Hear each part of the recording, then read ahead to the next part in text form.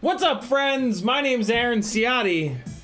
Everybody calls me Ciotti. If you want to see that Ferris wheel edit, it's only on Instagram because I'm afraid of putting it on YouTube. Even though there was nobody around, it has that sketchy kind of look to it. Welcome to Sunday Q&A.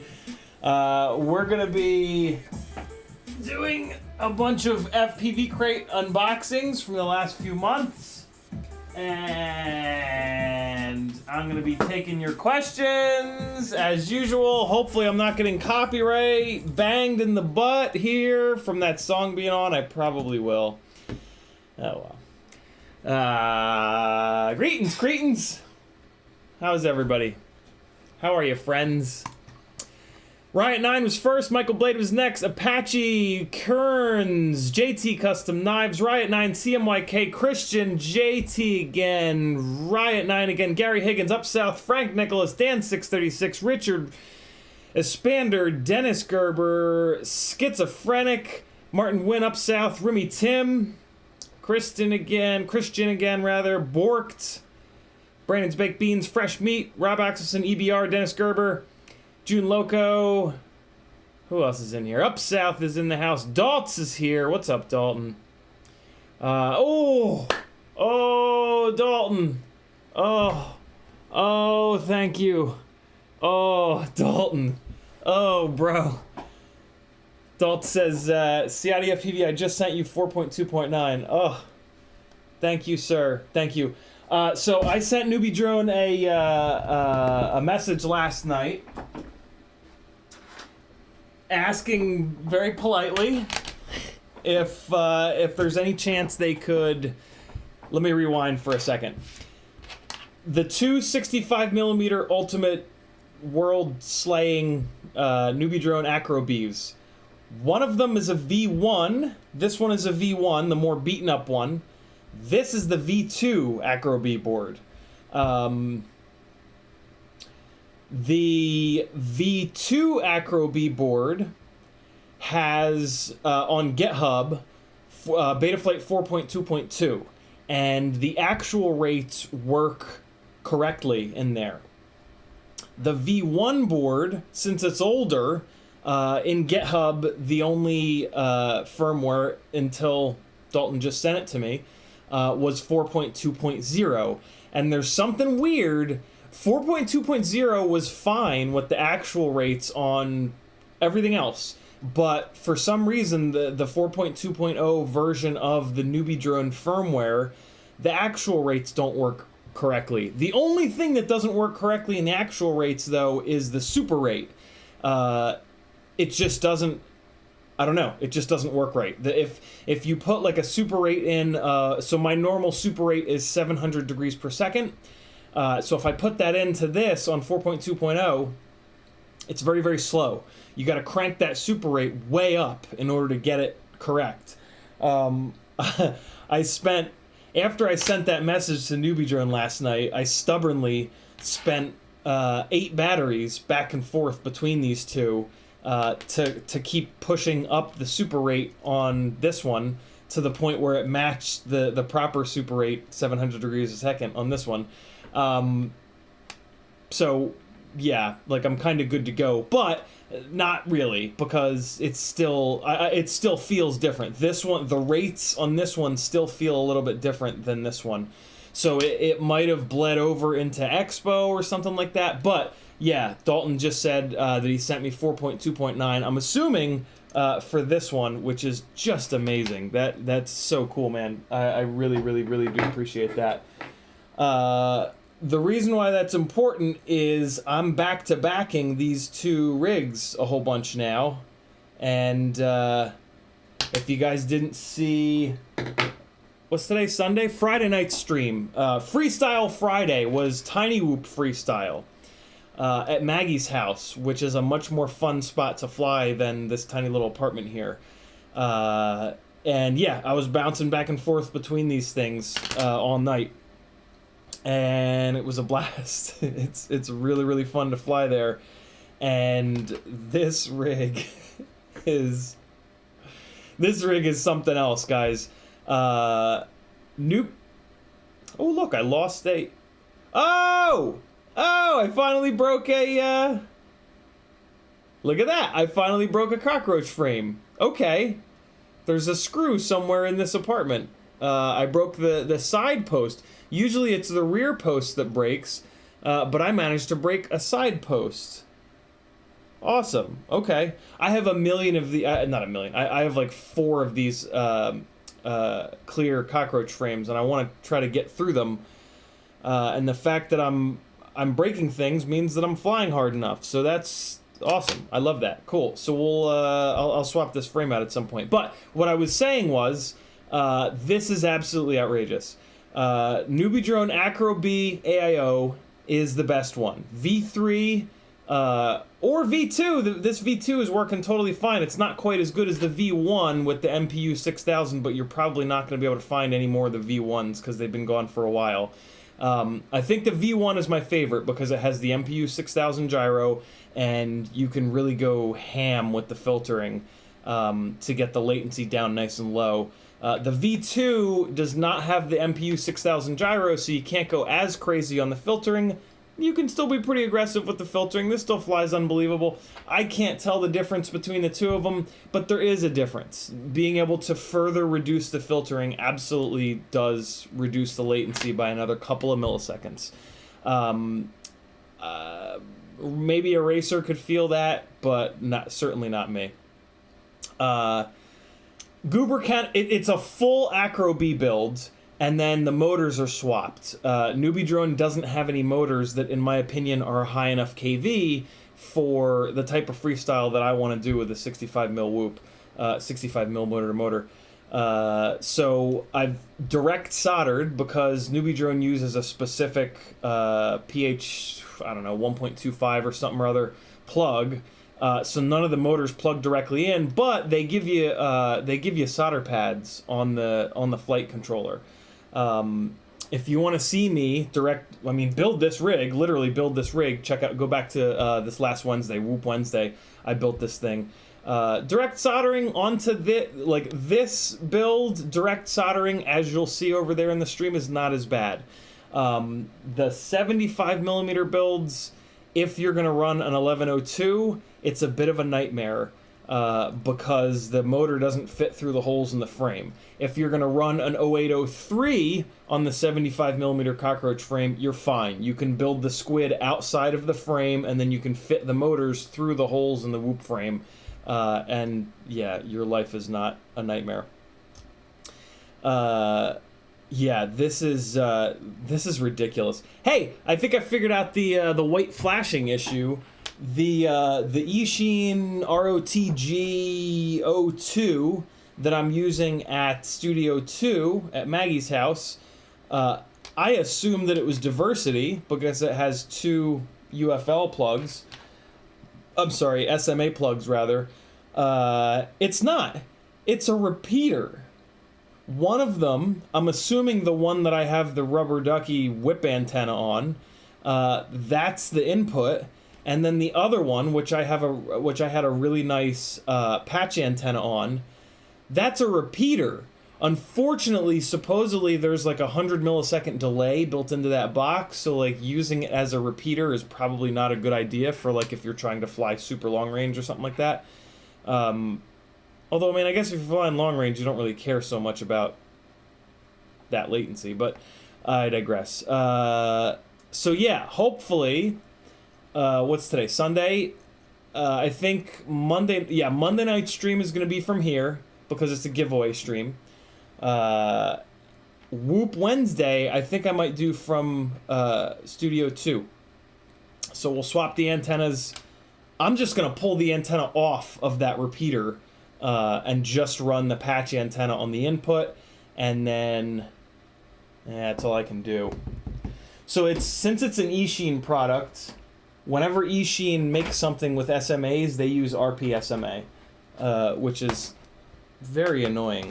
And you know, I was thinking about that last night. There's actually a chance that I have a converter, an RPSMA to SMA converter.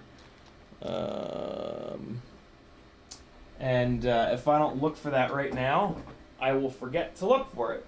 So, what does SMA look like? Let's see. SMA. All right. So RPSMA means that on the... Oh, wait, no, I have it here. I have it here. That's right. I removed the one. So it's a pin. So I need... Yep, I got one right here. That was easy. I wouldn't have had to do that wacky direct soldering the UFL thing if I thought of this. So cool. I've got a little RPSMA adapter that I'll be able to plug into that. And then there's SMA. Yeah, rad. Okay, cool. So I didn't have to go through all that work.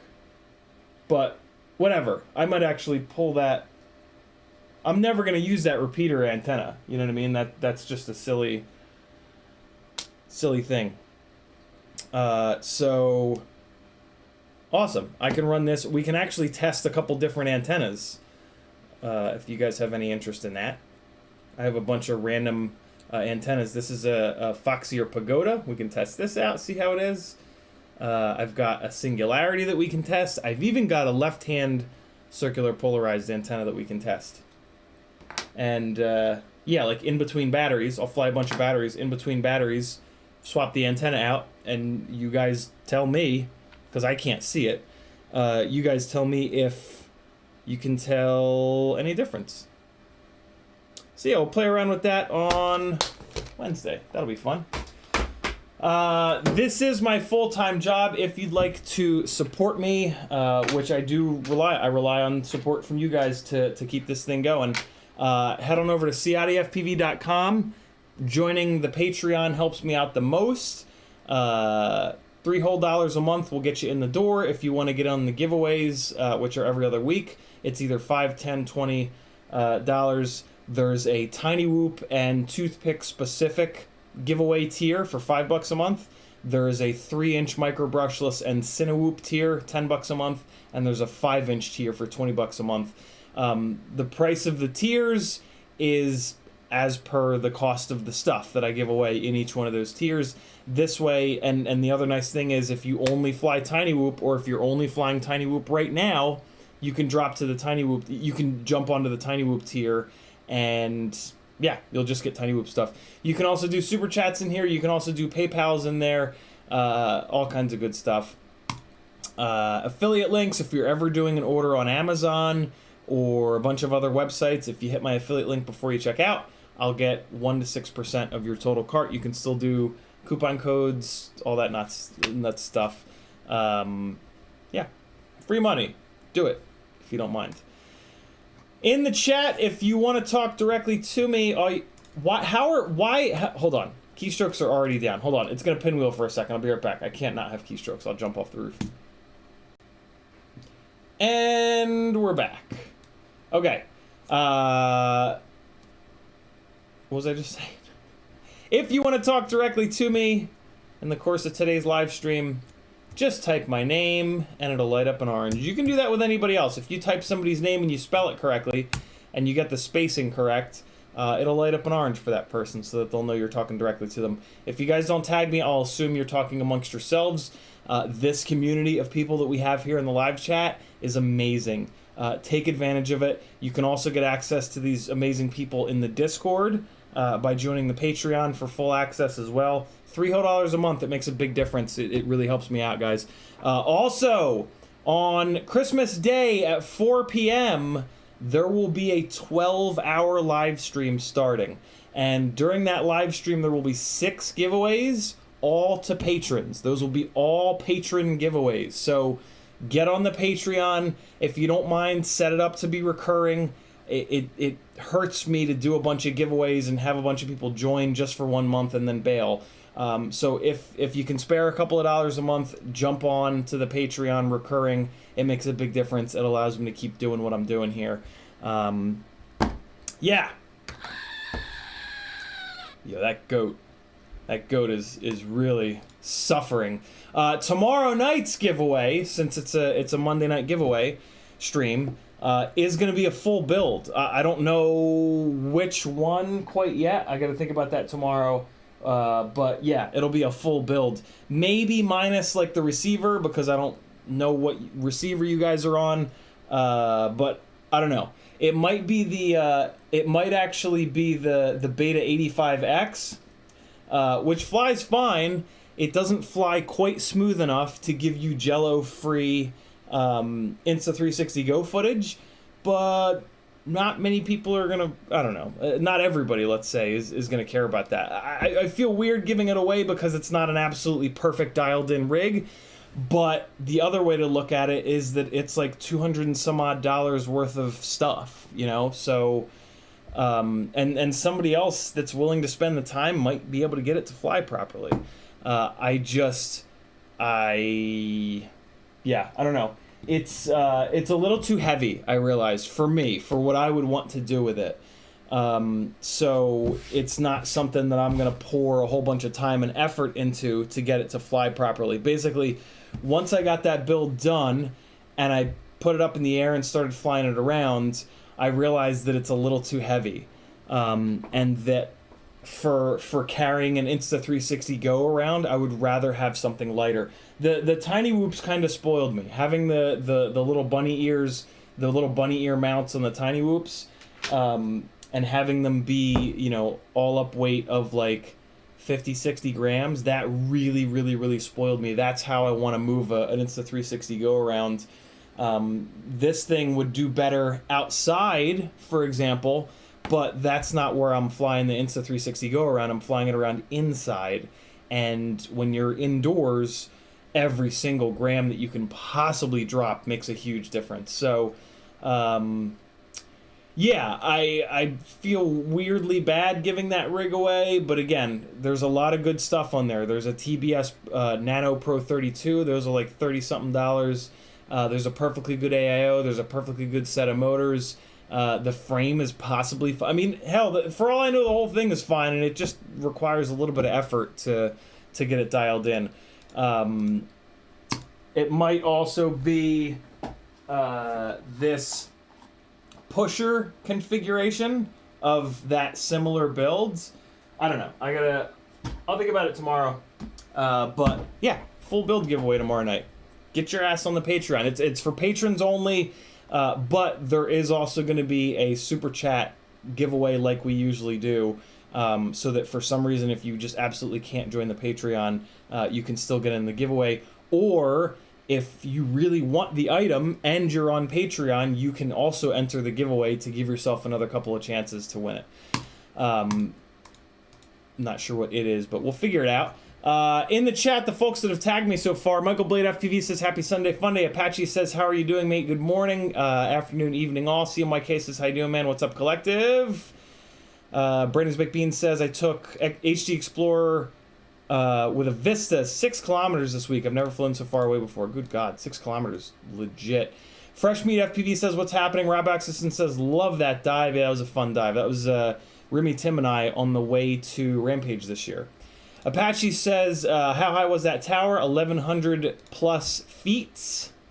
Balls. YouTube just did the thing. Hold on. Where was I? There we go. Apache says, how high? We got that. Rob Axelson says, pulled out too soon. That's what she said from the dive.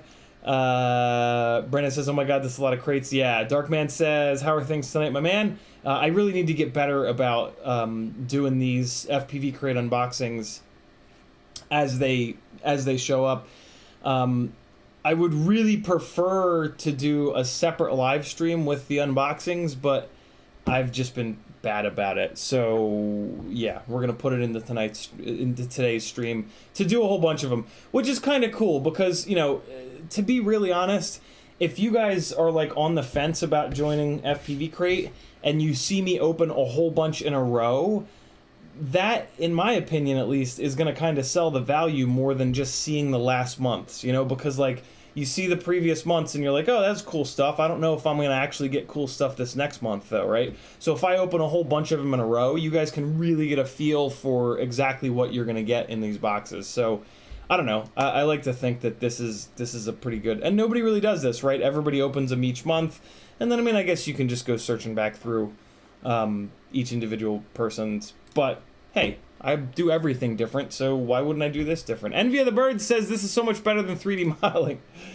Martin Wynn with a 10-pound super chat. Thank you, brother. He says, you advised yoga a while back. I've been sick with pneumonia, really helping my life. Funds were fucked, but quads and posts hoping for plenty of sick time in 2022. Nice to see you live again. Namaste.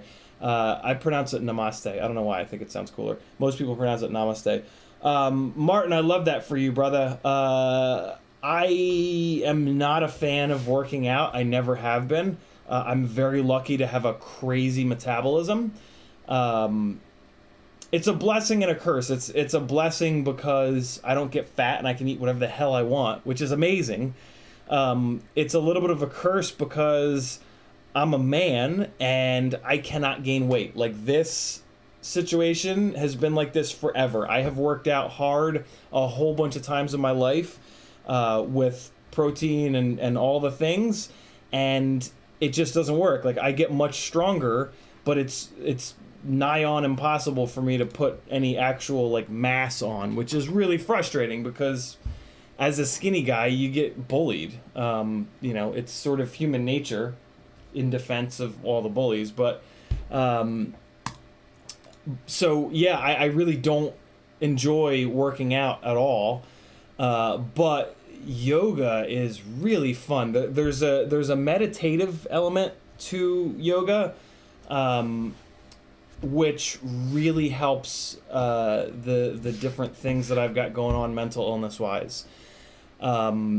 So yeah, it's been great. What I would recommend, so you can do it at home, which is really, really good. But once you've done it from home for a little bit, or if you're not disciplined enough to do it from home, what I really recommend is you guys find, there's going to be yoga studios around you. Contact them and say, hey, do you have a work trade program? They pretty much all do. You'll sit at the front desk for 3 or 4 hours a week usually, and then you'll get free unlimited classes. It's like such an amazing cheat code in life. The people that come in are amazing. The women that come in are sexy as hell. It's a win-win, friends. Get your ass into a yoga studio, do some work trades. You'll meet some amazing people that are alive, that are present, that are hot. Bob Noxious said, thanks again, Martin Wynn. Very, very cool. And I absolutely love that that I got you on the yoga train, man. It's some life-changing stuff, and it'll also kind of open your eyes to the power of meditation. If any of you guys are like me and you kind of struggle with mental illness stuff, meditation is a really, really, really big deal. Even if you don't have issues with mental illness, if you would just like the ability to let go of things, right? Like if something bad happens and it just keeps going over and over and over in your head, making you miserable, wouldn't it be nice to let go of that? Meditation is a practice of letting go of thoughts. Very literally. That is like 90% of meditation is thoughts come into your mind and you let them go. That shit will change your life, because when bad thoughts come into your head, a lot of times they can set up camp there, and there's no reason for that. There's no reason to just sit with bad thoughts running over and over and over and over again in your head. It's not, you're martyring yourself. You're not, it's not like proper, you know, we need some element of that, but when it gets stuck, it's not good. So get that shit out. One of the only ways that I've found to do that is with meditation. Sure, there's chemicals that can do it, but you know, they're expensive and they have side effects too. So do some work trade. 2022, friends. There's your New Year's resolution. Meet some fine ass flexible ladies by doing some work trade at a yoga studio. Bob Noxious says, what's up, CiottiFPV and Collective. Athix says, hey man, Free Range Chicken says, howdy all, and CiottiFPV. Fresh Meat FPV says, I keep having issues with my recurring payments. It caused me to miss the last couple giveaways on my other YouTube account name. That's annoying. I don't have any control over that, unfortunately, Fresh Meat. That's all on Patreon's end. But I'm sure they've got like a contact us on their website. I would shoot them a quick, you know, whatever the contact us says to do, Facebook message or email or whatever. I would just throw it in there and just say, hey, I'm trying to set up recurring payments and it's not working. Can you guys help me out? Hopefully, I bet you they can. Up South FPV, thanks for, thanks for realizing that, Fresh Meat. That's cool of you. Sorry that you missed a couple giveaways, but yeah, I'm sure that Patreon can help you out. Up South FPV says, is there a Vifly finder / beeper or something similar small enough to mount on a Flywoo Firefly Nano? I don't do the finder beeper thing typically, but I have seen a couple of the little battery powered ones and they are very small. Chat, I know there's a couple long range folks in there. Tag Up South FPV, UPSOUT. Here, I'm going to drop it into the chat. Tag Up South FPV with the name of whatever little battery-powered beeper that you've found to be good. And or the smallest one that you know of, if you guys don't mind. Frank Nicholas dropping the link to... Fucking YouTube did the thing. Frank Nicholas dropping the link to CiottiFPV.com. CMYK dropping the Linktree link. Thank you, boys. Ricardo Ferreira. I was closer that time than ever. With a beer emoji. Dan636 says, I'm the same way. Gangly for the win. Borked with a $5 super chat. He says, Clam Man for Harry Houdini. He's such a good boy and I miss him. 諦めんなよ諦めんなお前どうしてそこでやめるんだそこでもう少し頑張ってみろよダメやめ諦めたら周りのことを思うよ応援してる人たちのことを思ってみろってあともうちょっとのところなんだから俺だってこのマイナス10度のところしじみが取れるって頑張ってんだよ絶対やってみろ必ず目標達成できるだからこそネバギブアップ For anybody that doesn't know the backstory from Friday, Bork lost a pet. I'm right there with you, man. I didn't lose one to the Rainbow Bridge or whatever it's called, but I did lose my cat Harry in my life. He went to my ex-wife, and so yeah, I'm with you, Bork. It's hard, but you're gonna get through it. It's gonna be all right. To be running the risk of sounding a little bit preachy, this might be an opportunity to start looking into meditation, because meditation is going to teach you how to let go of thoughts like the thought of, your best friend and all the little spots that they used to hang out wherever you live and stuff like that. Yeah. Again, meditation is a practice of letting go of thoughts that you don't want to hold on to. I mean, meditation is a practice of letting go of all thoughts. The point is to try to clear your mind completely. In doing that, you gain the ability to let go of negative thoughts. So for the rest of your life, if you keep the practice up to some extent, you're going to be able to do that. You're going to be able to pick and choose which thoughts, because you can't just let go of all thoughts all the time, right? That's one of the questions that I get about meditation. It's like, well, what I can't live my entire life just being, not having any thoughts in my mind. It's like, well, of course, that's why you meditate for 20 minutes a day, or as much as you can, at least 20 minutes. 20 minutes is the sweet spot. If you can do more, great. Yeah, for the other 23 hours and 40 minutes of the day, you get to pick and choose which thoughts you let go of and which ones you don't. So yeah. Athix says, is yoga how you met Maggie? It's not. Maggie and I met on Match.com. She just happened to have been, she's been a yogi for way longer than me. She's actually a yoga teacher. She went through, I think she did a 400-hour yoga teacher training. The studio that I'm at does 300-hour. Christ, she might have done the 500-hour yoga teacher training. She's an incredibly talented yoga teacher and yogi. Fresh Meat FPV says, I'm neither alive nor present. Sure you are. Well, maybe you're not, but you can be, brother. You can be.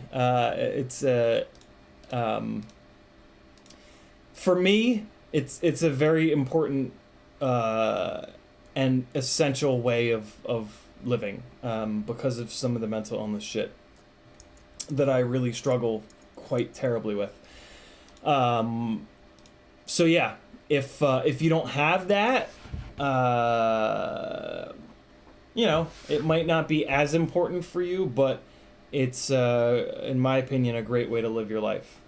Being a little bit more present, being a little bit less ego-driven, for most people is a game changer.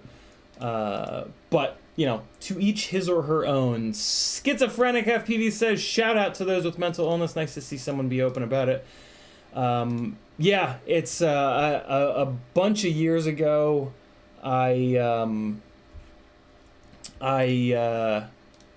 just kind of decided that I was going to be completely open about it and try to smash the stigma. The stigma being, and one of the strengths of mental illness and depressions in particular is that it convinces you that you're all alone and that you shouldn't talk about it and that you can't talk about it.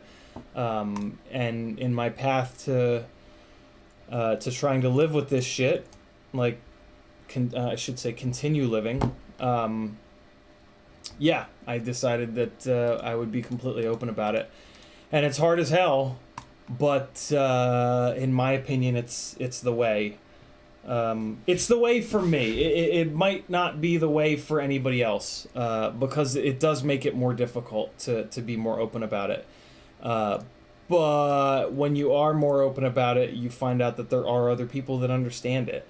And those are the people that, you know, it's really nice to surround yourself with, because they're the ones that when you bail on them for the fourth time in a row, understand, and they don't say, well, fuck you. They stick around, and they get that you're struggling. And yeah, those are pretty special people.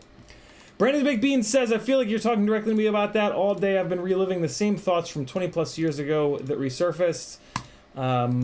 Yeah, I've lived with a lot of that for a lot of my life. And I still do, for sure. But I'm way better at dealing with that now than I've ever been. And it takes time, but you just keep going. You just keep going and going and going and going and going. I have really been very lax with my meditation practice over the last bunch of months because I've been super busy.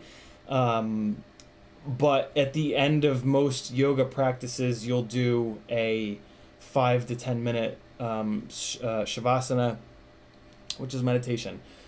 So in continuing to do yoga, I have had meditation in my life, but there were a number of months early this year when my life was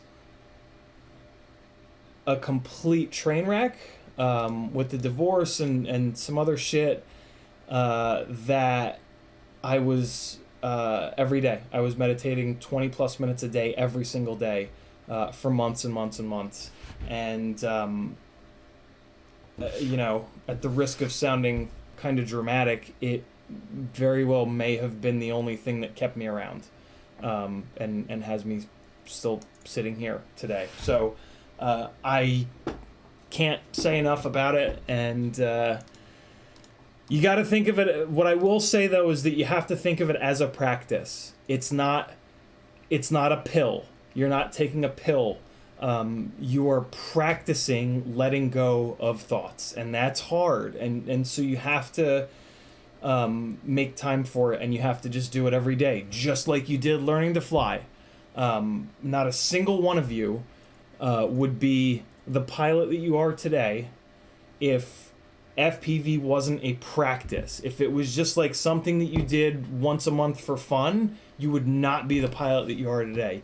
You dedicated yourself, you put the time in, you saw that you loved it, and yeah, that's why you're here today, being able to fly as good as you can fly.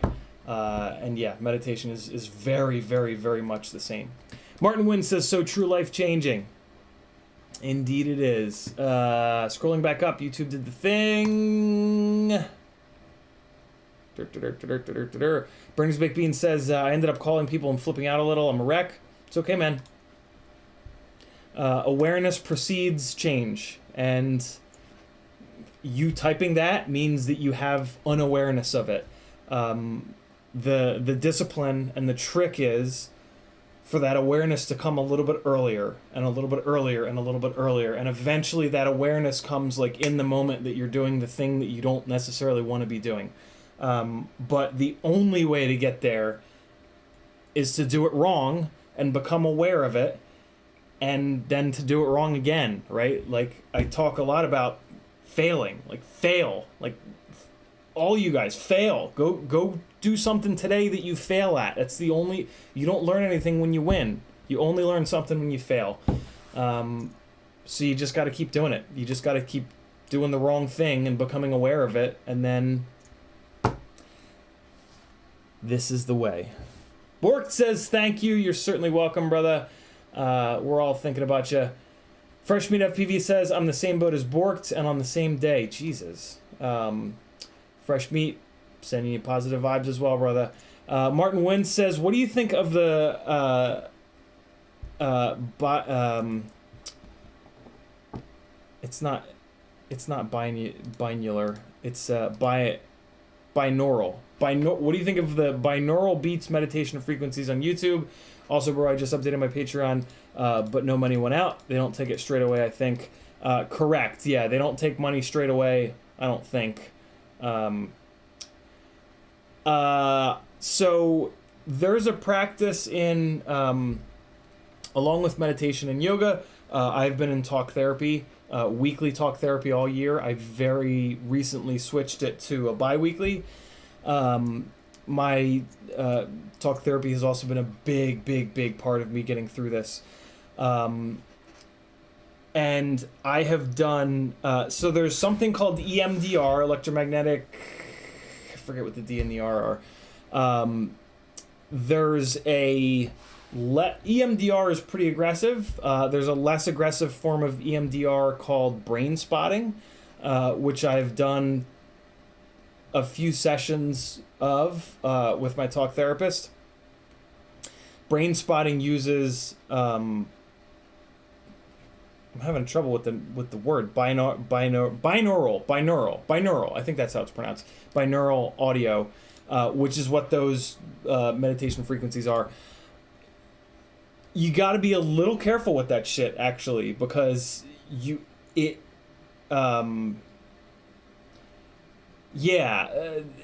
so in combination with, so brain spotting is not just the use of that audio, it's something else, it's some other very specific stuff. So it's probably fine. If they help you, great. Just be aware that stuff like that, you're starting to kind of delve into, let me put it this way. Meditation, technically speaking, can cause psychosis. It very rarely does, and it's like very aggressive forms of meditation typically that cause it, but when you start to dive into the deepest, darkest, when you start to fuck around with your brain, PTSD, trauma, stuff can come up. So you just got to be a little bit conscious of that. Just understand that that's a thing. And yeah, if weird shit starts happening, don't ignore it. But yeah, those binaural beats are good for if you have trouble kind of separating. But true meditation, typically you actually don't want audio. Typically you want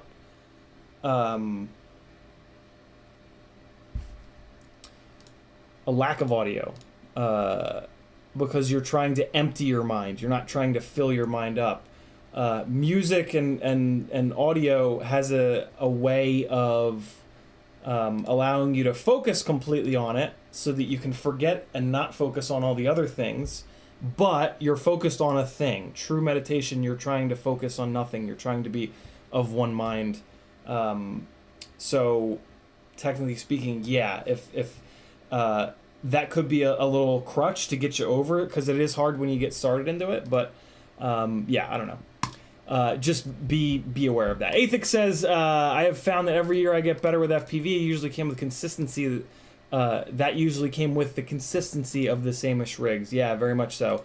And the Ricardo says, FPV is a definition of failing. Yeah, lots of failing to be had in FPV. Let's open some FPV crates. What do you think, friends? I don't know what order I have these in, so I'm just gonna grab this one. Why is... Oh, that's right, I adjusted the camera upwards. So let me get this out of the way here, and because we're gonna use the bench cam for some stuff, we're gonna do a sub 250 box. Look at the sticker sheet. They've had some fun sticker sheets lately. Look at that. Look at that. So a big old sticker sheet that was in the box. And we're going to go sub 250 box first. I haven't even... Oh, I did cut these open. Look at me. So here's the sub 250 version of that sticker sheet. There you go. Look at that. Memory card artwork. That's super cool. Well, RC drift car chasing. All right. So this is, it doesn't tell me which, I want to say this is maybe the September box. It doesn't really matter what the box is. Card telling you what you got. And then we've got some GemFan Wind Dancer 3028s. Other than the DAL 3028s, these are the other best schizophrenic FPV. I've got both. The sub 250, which are the small ones, and the 5-inch crates, which are the big ones. Other than the DALs, these are the next best 3-inch micro brushless propeller that we've got for rigs that are heavier than toothpicks. So this is awesome, and they're in blue. Kick those over there. And then it looks like we've got an ESC, a Hack RC ESC. Let's take a look at this. Yep. So it's a 20 by 20 ESC. And come on. It does have a current sensor. That's pretty nice. I'm digging that. Which you can tell just by the fact that it's got current called out here on the plug header. And Hack RC's been making a bunch of stuff. I've ordered Hack RC stuff for a long time, and I've kind of always been surprised by how decent it is. It's usually really cheap, but yeah, it's held up way better than most of the other cheap gear that I've gotten. So we've got a little bank of capacitors here. 1, 2, 3, 4, 5, 6. So 12 capacitors. That's a good. That's about an average number for a 20 by 20 micro-oriented flight control ESC rather. This is kind of cool. They put a second set of positive and negative pads. I don't know if you guys can see it on either side of the plug header. There, you see the little silver guys. See that? That's a negative pad. That's a positive pad. That's pretty cool because that's a good spot to hook a bigger capacitor up to. You know, put your battery leads back here, and then have your capacitor like with a little waffle cap. Just run it out on little wires. That's slick. I actually really like that. It's always annoying to have to put the battery leads and the capacitor on the same pads. If you can avoid having to double solder to the same pads, it's always going to be a much better time. Nice looking little ESC. What else do we have in here? So they're giving you a capacitor. Looks like it's I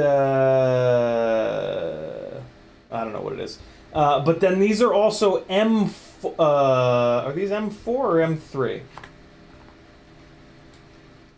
Let's see what these grommets are. Oh, you know what? This is pretty rare, actually. These are these are pretty rare grommets. This is interesting. This is an M3 to M2 grommet. That's very rare, believe it or not. Technically speaking, the Tiny Whoop grommets are that. Technically speaking, the Tiny Whoop grommets are M3 to M2, but these are a little bit taller. These grommets are actually, yeah, really nice to have.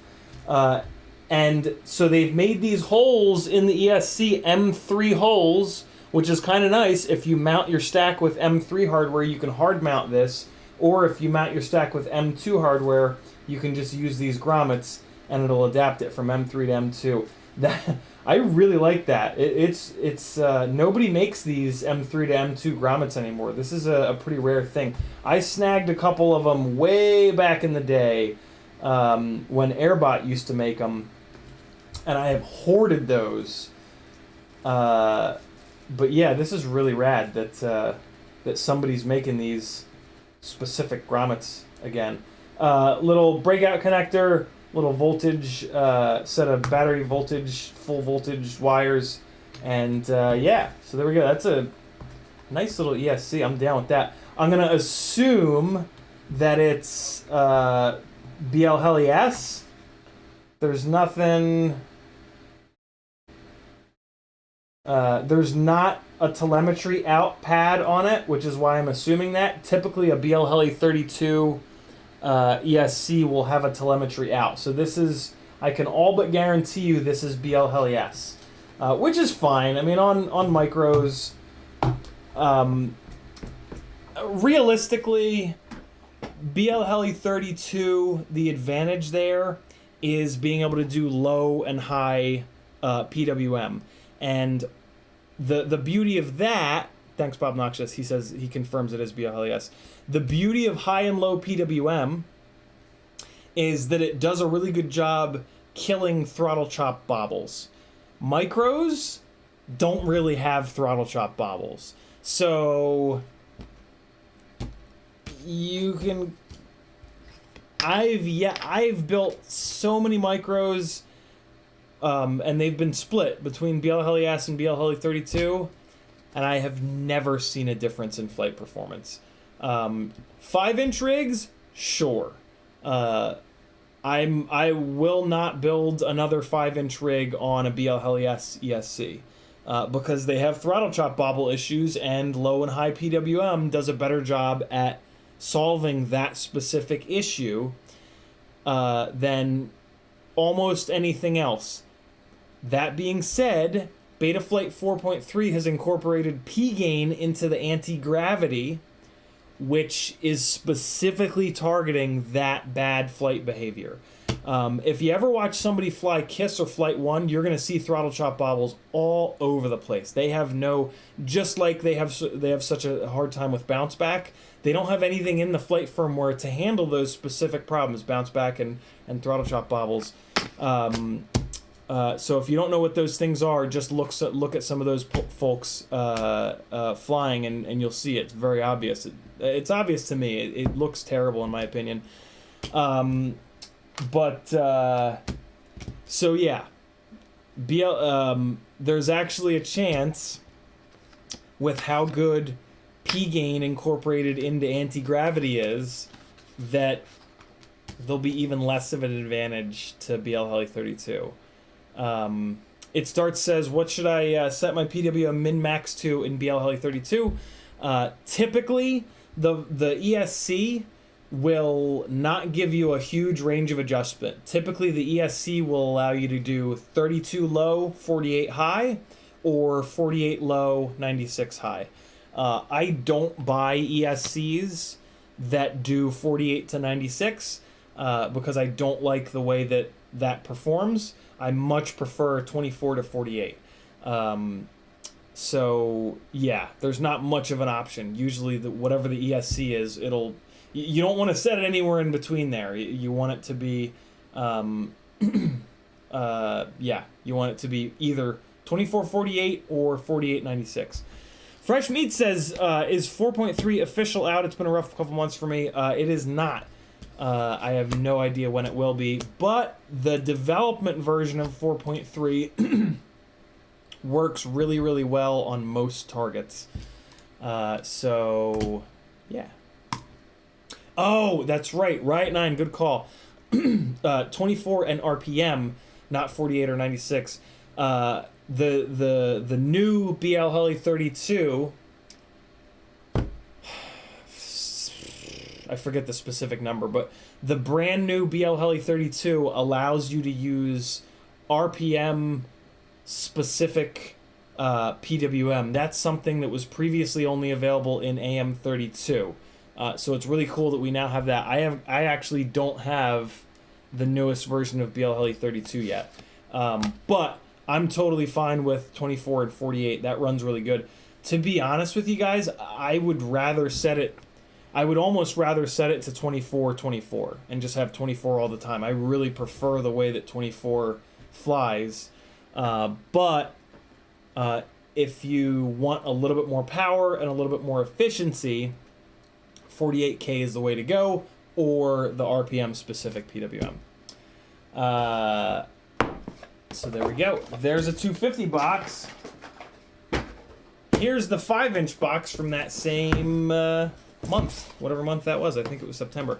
Nope, no it's not. I have all these boxes completely mixed up. So this is the one from October, November, December. October. This is the one now. This is the 5-inch box from October. We've got some stickers, space-themed stickers, Ooh, that's dope. Look at that. I'm digging this. This is really cool here. The little turbo fan setup with our prop on top and a proper fan on the bottom. Another cool sticker sheet. And let's see what we got going on here. We've got some propellers. These are Heads Up FPV specific racing props. R38C, 38 pitch racing props. I was about to say, my God, these are some bullnose ass props. But yeah, HQ typically does that. HQ doesn't really do much in the way of trying to manage the tip vortices at the end of the propeller blades, which is why HQ props tend to make less thrust and they're less efficient. You could argue that it makes them a little bit more durable. I don't know. I don't know about that. And these props are clear, which is nice. Clear propellers have the most plastic in them and the least amount of filler and colorant. So clear props are always going to be ever so slightly more durable. I also like clear props because the glide is a True X, and you get a little tiny bit of the propeller showing up in the bottom corners of the HD feed. So a clear or like a smoke-colored prop is always what I run on my freestyle rigs. I've heard really good things about these props too. Obviously, if Evan Turner runs them, they're going to be really good. Oh, there's a sub 250 in here. We've got a smoke stopper. This is an XT30. This is basically, so it's made by JHE MCU, but they pretty obviously copied the TBS smoke stopper design. These are okay. These are good to like put in your flight bag, but for your bench, you really want to get a Vifly. The Vifly smoke stoppers literally work better than these smoke stoppers. They're a lot more expensive. They're still well worth it. They're like $14 or $12 or something. But this right here is perfect for throwing in your flight bag. It's better than nothing. That's for goddamn sure. I'm actually going to do that. I'm actually going to keep that. Most of the FPV Crate stuff I end up putting into giveaways. That was sort of part of the deal between FPV Crate and I. But sometimes I keep stuff, and that I'm keeping because I'm throwing it in my flight bag. Fresh Meat says that's September with the smoke stopper. All right, cool.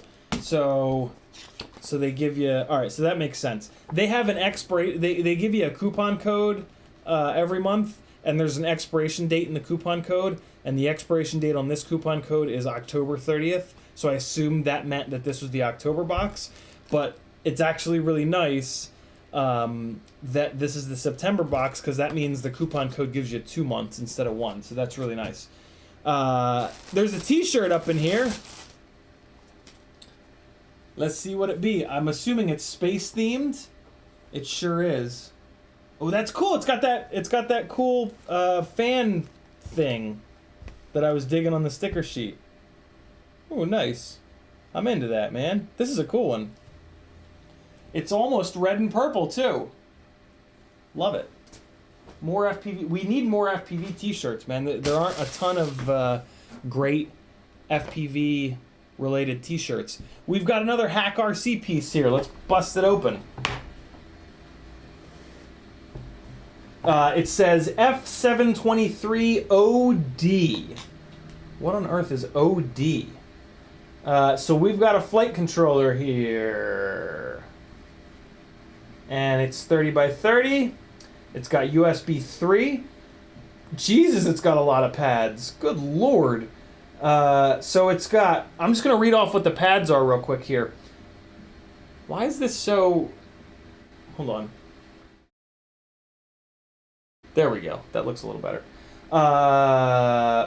Oh, cool. So it's got a whole bunch of ground, it's got a whole bunch of pads for the plug header, in case you break your plug header off.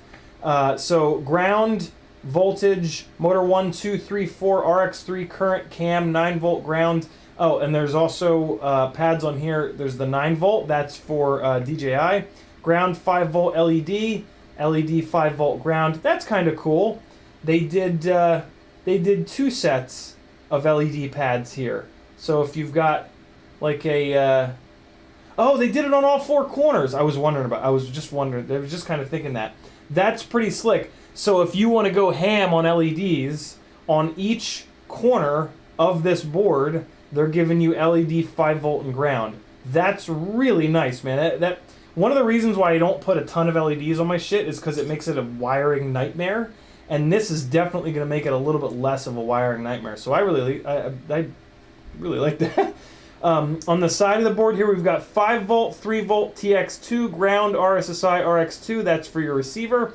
In the middle on this side, we've got ground, 5-volt, 5-volt, motor 5, 6, 7, and 8. Very cool. And then there's another little cluster here, TX1, 5-volt, 9-volt, RX1, VTX, ground. On the bottom here, we've got 5-volt. Oh, we know that. We've got the 5-volt LED and ground on both corners. In the middle here, we've got 5-volt TX4 SCL battery plus, I think. TX6 9-volt. Man, they've got a ton of 9-volt pads on here. Ground 5-volt RX6 battery minus SDA RX4 grounds. And then off on this side of the board, they've got user 1, user 2, 5-volt, a couple of grounds. Jesus, they've got a ton of redundancy on these pads on here. This is that's really, really nice. That really helps with wiring stuff cleanly. And then on the bottom here, they've got 2 plug headers, S-bus, ground, RX6, TX6, ground, 9-volt. And then they've got current TX, motor 1, 2, 3, 4, VCC, and ground. 2 big-ass... Actually, I don't even know what these are. These aren't regulators. What are these big silver guys? What are those big silver fools? They're not... I used to always think they were 5-volt regulators, but they're not. The 5-volt regulators look like that. Maybe they're 9-volt regulators. The 5-volt regulators always have 3 legs on one side and 1 leg on the other side. That's the easiest way to see them. That's actually a 3.3 volt reg.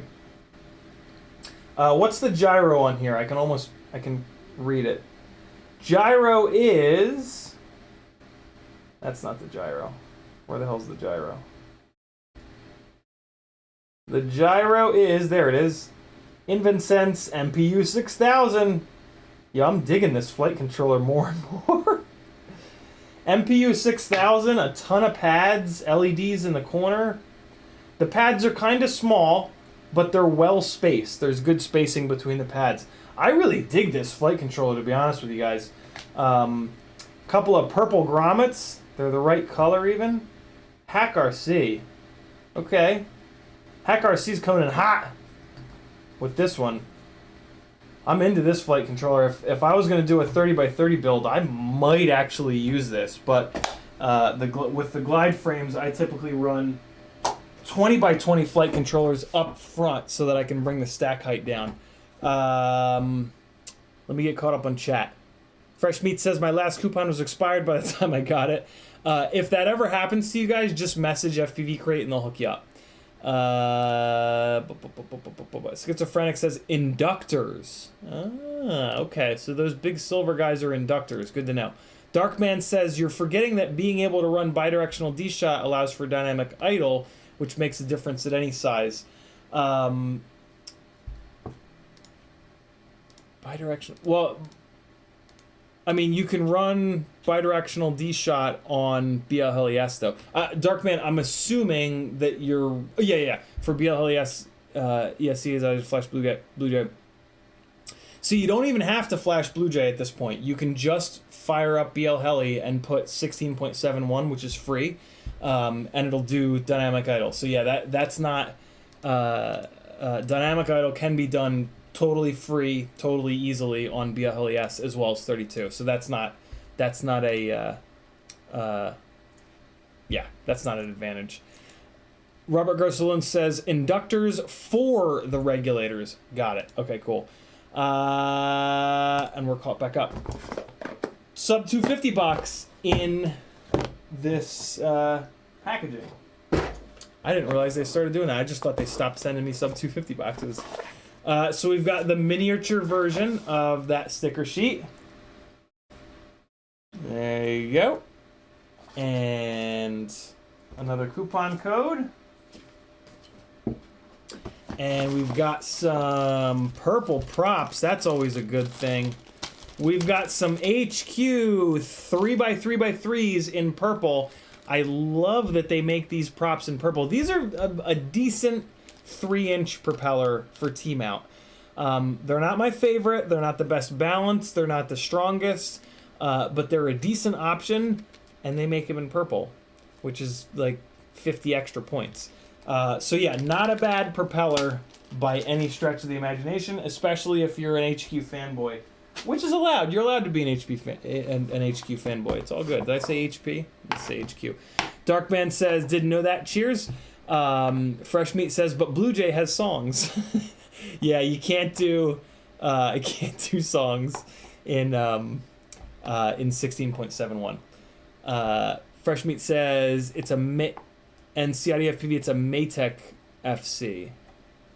What is? That was a Hack RC flight controller that I just showed you guys. FPV Crate is not tied in with Maytech. They don't. Maybe they were at one point, but they're not currently in cahoots with Maytech to be able to offer any of their stuff. So in the sub 250 box, we've got another Hack RC something. It says F722 DM. More than likely that means it's a flight controller, but let's take a look. Schizophrenic FPV says it's made by Hack RC and uses a Maytech target. Gotcha. Cool. Say Yay rightly says those LED pads broken out. Awesome. It really is. Like, it really is. I know that seems like kind of a small thing, but for somebody that's going to do a bunch of LEDs, and let's just be honest. Putting a bunch of LEDs on your rigs, if you haven't done it yet, I'm going to be really honest with you. Putting a bunch of LEDs on at least one of your rigs is fucking amazing. like people love it. You're going to love it. Your friends are going to love it because they're going to be able to chase you. It's really cool. You guys should have a rig that you put too many LEDs on. This is a big reason that I take the time and effort to put ARM LEDs on damn near everything that I build. If you want to turn them off, you just take a piece of black electric tape and you just wrap over them, and now they're off.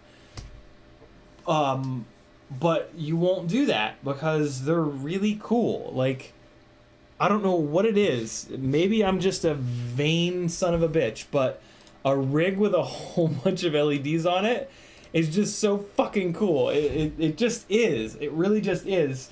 I'm so tempted to keep. I really wish that wasn't a 30x30. But if it was a 20x20 flight controller, they wouldn't have the space for the LEDs on the corners. But like, this flight controller, it makes me want to keep it and just build like a fuck off LED rig with all addressable, gnarly, chaotic like LEDs. Like, put them on a switch. You can just go all in. Make them like flash red and blue, like it's a police squad or something. Like, yeah.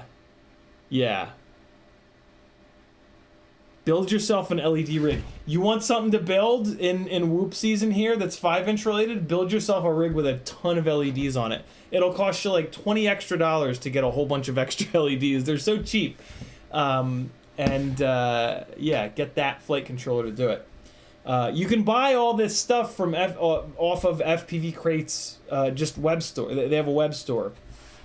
They don't sell everything. Sometimes they don't get enough of something to continue selling it on their website, but usually they do. So if you want that 30x30 flight controller, you can probably get it on their web store. Joseph Dahari says, what do you think of the Zing 2 1404s for a 3-inch apex? Nowhere near enough motor volume for that heavy of a frame. The 3-inch apex frame, in my opinion, doesn't really make any sense. It's way too heavy for a 3-inch frame.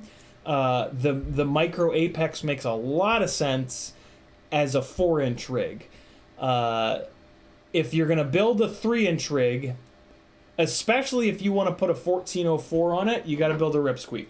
Ripsqueak is the weight that you want that a 1404 is going to work on. That being said, when I tested the Zing 2 1404s, they were very notchy. So I would actually not recommend that motor. If you want to do a 3-inch build on the Ripsqueak frame, or if you're hell-bent on doing if you're going to do a 3-inch Ripsqueak build, the Zing 1504, I think, is my favorite motor. It's a toss-up, though, because the Toka 1505 is also super amazing. If you're hell-bent on building a 3-inch Apex, don't get the Zing 1504, get the Toka 1505, because you're going to need every bit of power that you can possibly get, because that's such a heavy frame. My big problem with the 3-inch Apex is that it has 4mm thick arms. So the arms are basically never going to break. So every time you crash, inverted in a way that's going to hit the motor, all the force is going to go into the motor, and basically you're going to end up blowing up a ton of motors. As a 4-inch build, that Apex frame with the 4mm arms makes a lot of sense, because the 4-inch arm is longer.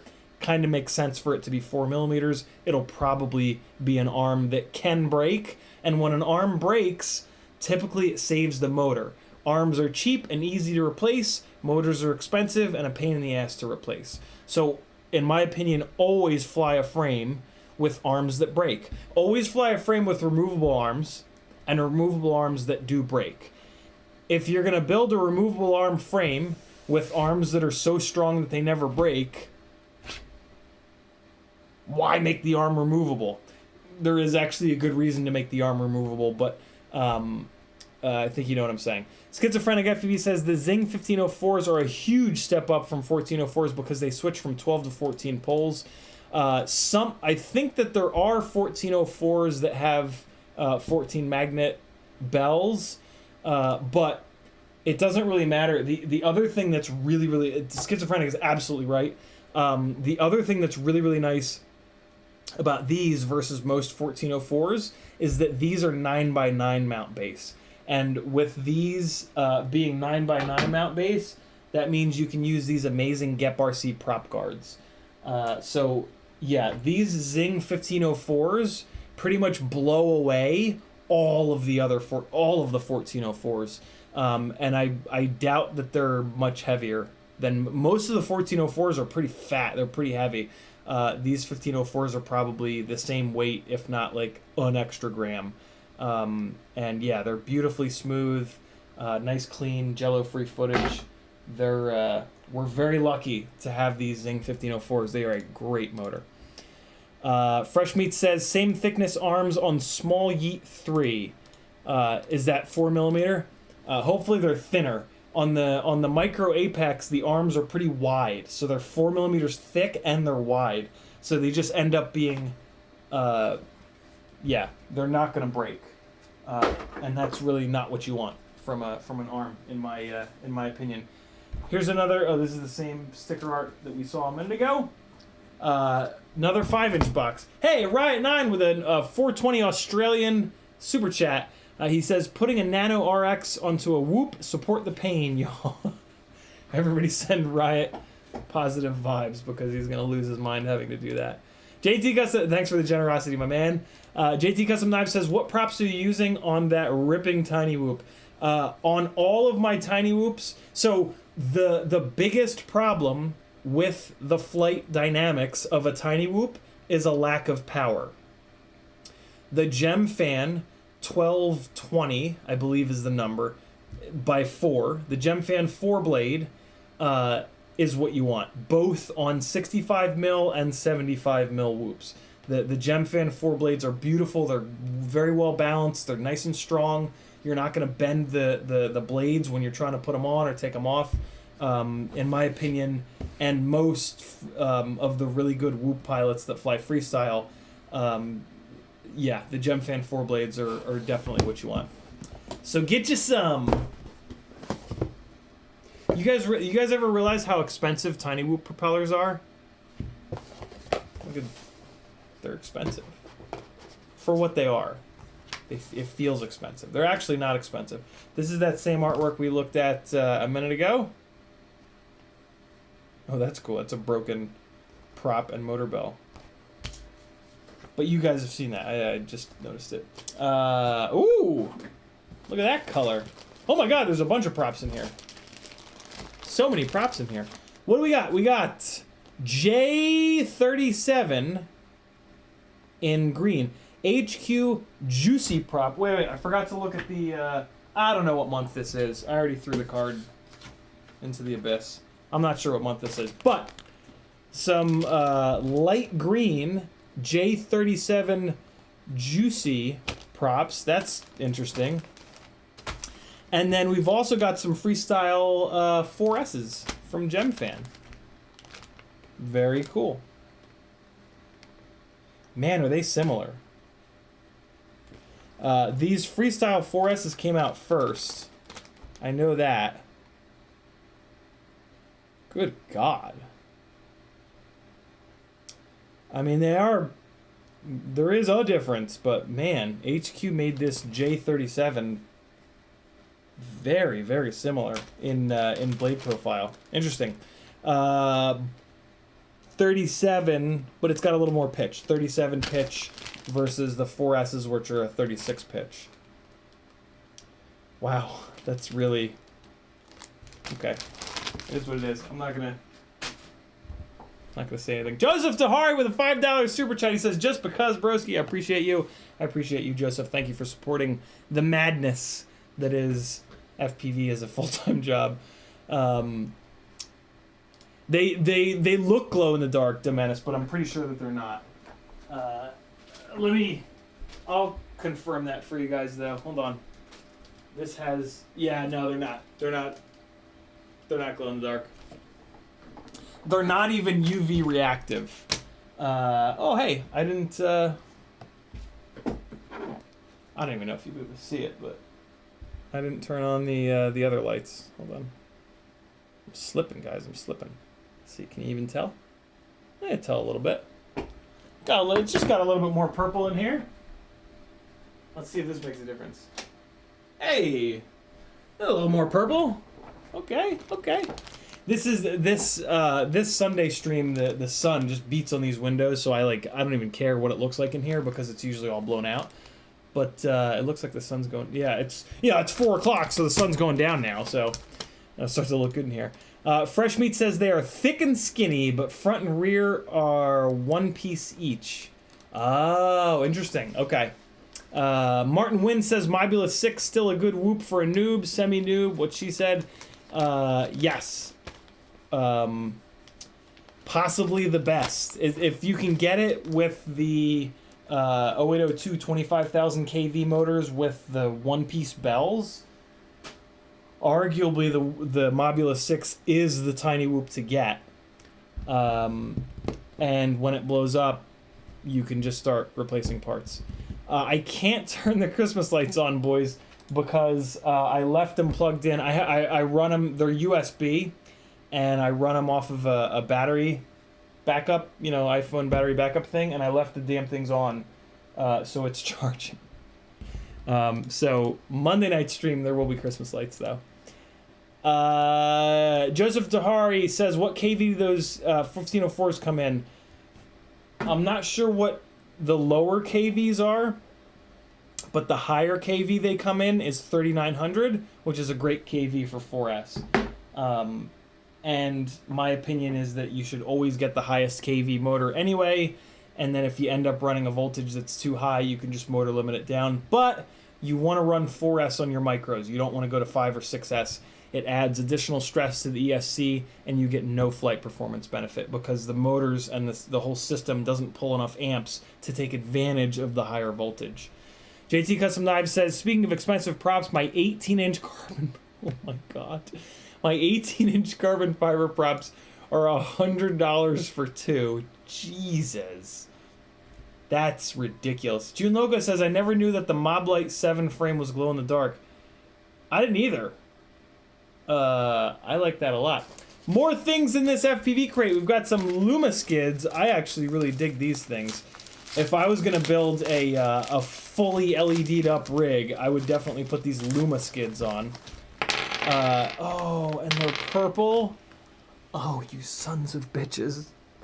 Oh, how dare you! One of the only reasons that I haven't put these Luma skids on a rig is because they've not had purple. They had red and I almost did it. Oh man, really? These are purple Luma skids. I don't think these are going into a giveaway. Oh,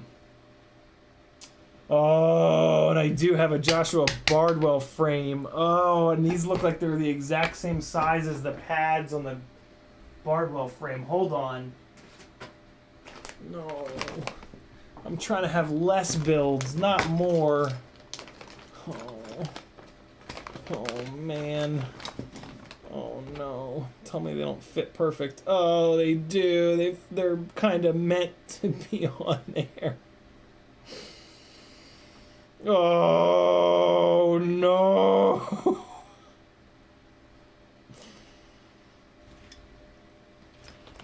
All right. I think I'm gonna build an ultra LED'd up rig, and I think it's gonna be a Bardwell frame. Oh, how you gonna do me like this, FPV Crate? God damn it! Yeah, I'm putting them in the build bag. Yeah, we're gonna build a fully LED'd up rig. Not soon. 2022. Oh, balls. And I'm gonna grab that. I'm gonna grab that flight controller. I'm gonna use that Hack RC flight controller. I have to, right? I have to. Isn't it this F723? Yeah, this is it. Yeah, I have to. So we'll do a. This will basically be an FPV Crate build. I need a bigger. I need a little bit of a bigger build bag here. Oh man, I've been doing so good trying to reduce the number of builds that I have like on deck. And then FPV Crate's gonna do me dirty by putting. God damn it. There it is. There's the beginnings of an LED build. Oh, I've been saving these. I don't know where these came from, but I got these a while ago. They are big old LED strips. And they're called Tiny's LEDs X-Class LED strips 6S only. So yeah, I'll just go ahead and put these in this bag as well. This is a red one. And I have these two that are a little bit shorter. Well, these are both red. So I guess what I'll do is I'll run this one down the middle somewhere, because this one's extra long. And then I've got two of these little bit shorter ones. I'll probably put these on the rear arms or something. This one's green. This big one's green, so I'm going to give this to Patrick. Here we go. Making more work for myself. It's fine. It's fine. It's fine. It's fine. Luma skids, yo. That's going to be cool. I've been wanting to put. I've been just looking for an excuse to put Luma skids on a rig. So, yeah. Fresh Meat says those are for the JB QAVS.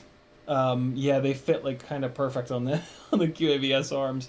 The Luma skids have been around for longer than that frame though. So the shape of the Luma skids have been around for a while. I have a feeling that this is an ESC. This says HK8B45. I'm assuming that means 8-bit 45 amp. So this is more than likely going to go right into that build bag as well. So much for giveaway fodder. Hold on, let me put this green one out by my pile of stuff for Patrick. Alright. Oh, dude. I'm secretly very excited to do a just loaded up with LED build. That's gonna be fun. Hey, I forgot to talk about this from the previous bag. This is a Hack RC 20x20 flight controller with a USB 3.0 on here. Oh my god! They put the LED pads on the corners. What? How did they have enough room? Okay, they put 3 of them. They put 3... Nope. All 4 corners. I'll be damned. Hack RC, how are you going to do this to us? Oh my god. Yeah, they did it. 1, 2, 3, 4. In all 4 corners, they have LED 5-volt and ground pads. I'll be goddamned.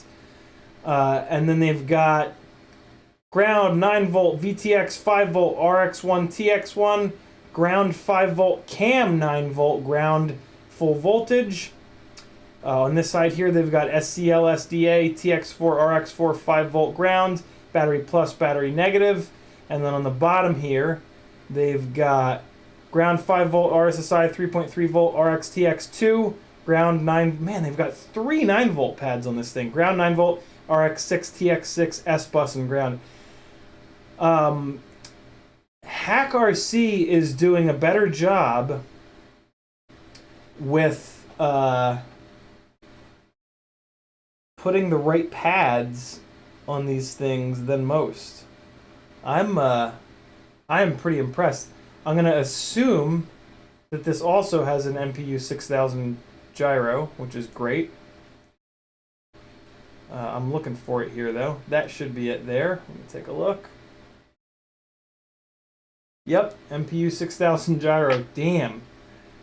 Hack RC is kind of winning. Oh my god, they're super winning with this. Purple M3 to M2 grommets. Oops, I accidentally kept them. Whoever wins this, you're gonna have to find your own goddamn grommets. I'm gonna put grommets in here that are gonna work for you. Maybe. I hope I remember to. This is probably a bind button, and then they've got your the plug header. Damn, Hack RC. It's almost like they have somebody working for them that flies FPV. That's kind of rare. Wow. Okay. That was unexpected. So yeah, this thing is set up for DJI with all those 9-volt pads, and it's also set up for a whole bunch of LEDs. So now I guess I get to... I mean, I was assuming I was going to do it as a 30x30, but maybe I'll build it 20x20. What's the base plate look like on the Bardwell frame? On some frames, like the 20x20s will be isolated from the arms and the 30x30s won't. I don't think this is one of those frames though. I think both the 2020 and the 30x30 are isolated. Let's take a look here at the way that this locks up.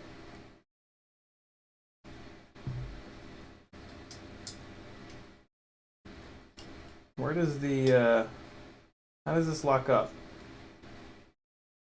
How do the arms lock up? Go through there. Why is it so dark? What the hell is going on here? There we go, that's better. How the hell do the arms lock up? It should be on that, but then that's going to rotate into me. What?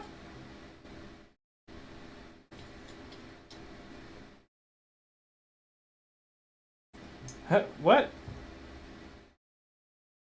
Why is that? Do they... When the arm has to go there, I guess it locks up on this. Oh.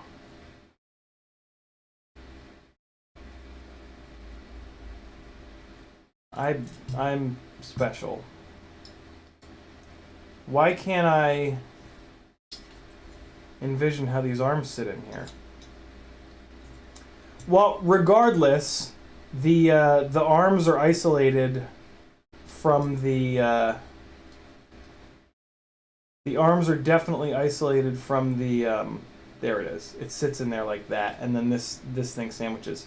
So yeah, the arms are absolutely isolated from the 20 by 20, 30 by 30.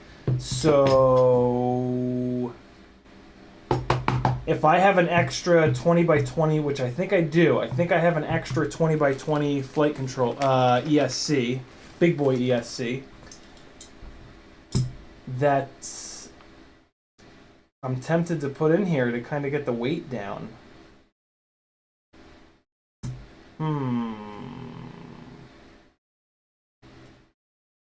Because I don't need any of that extra stuff going on the 30 by 30 flight controller.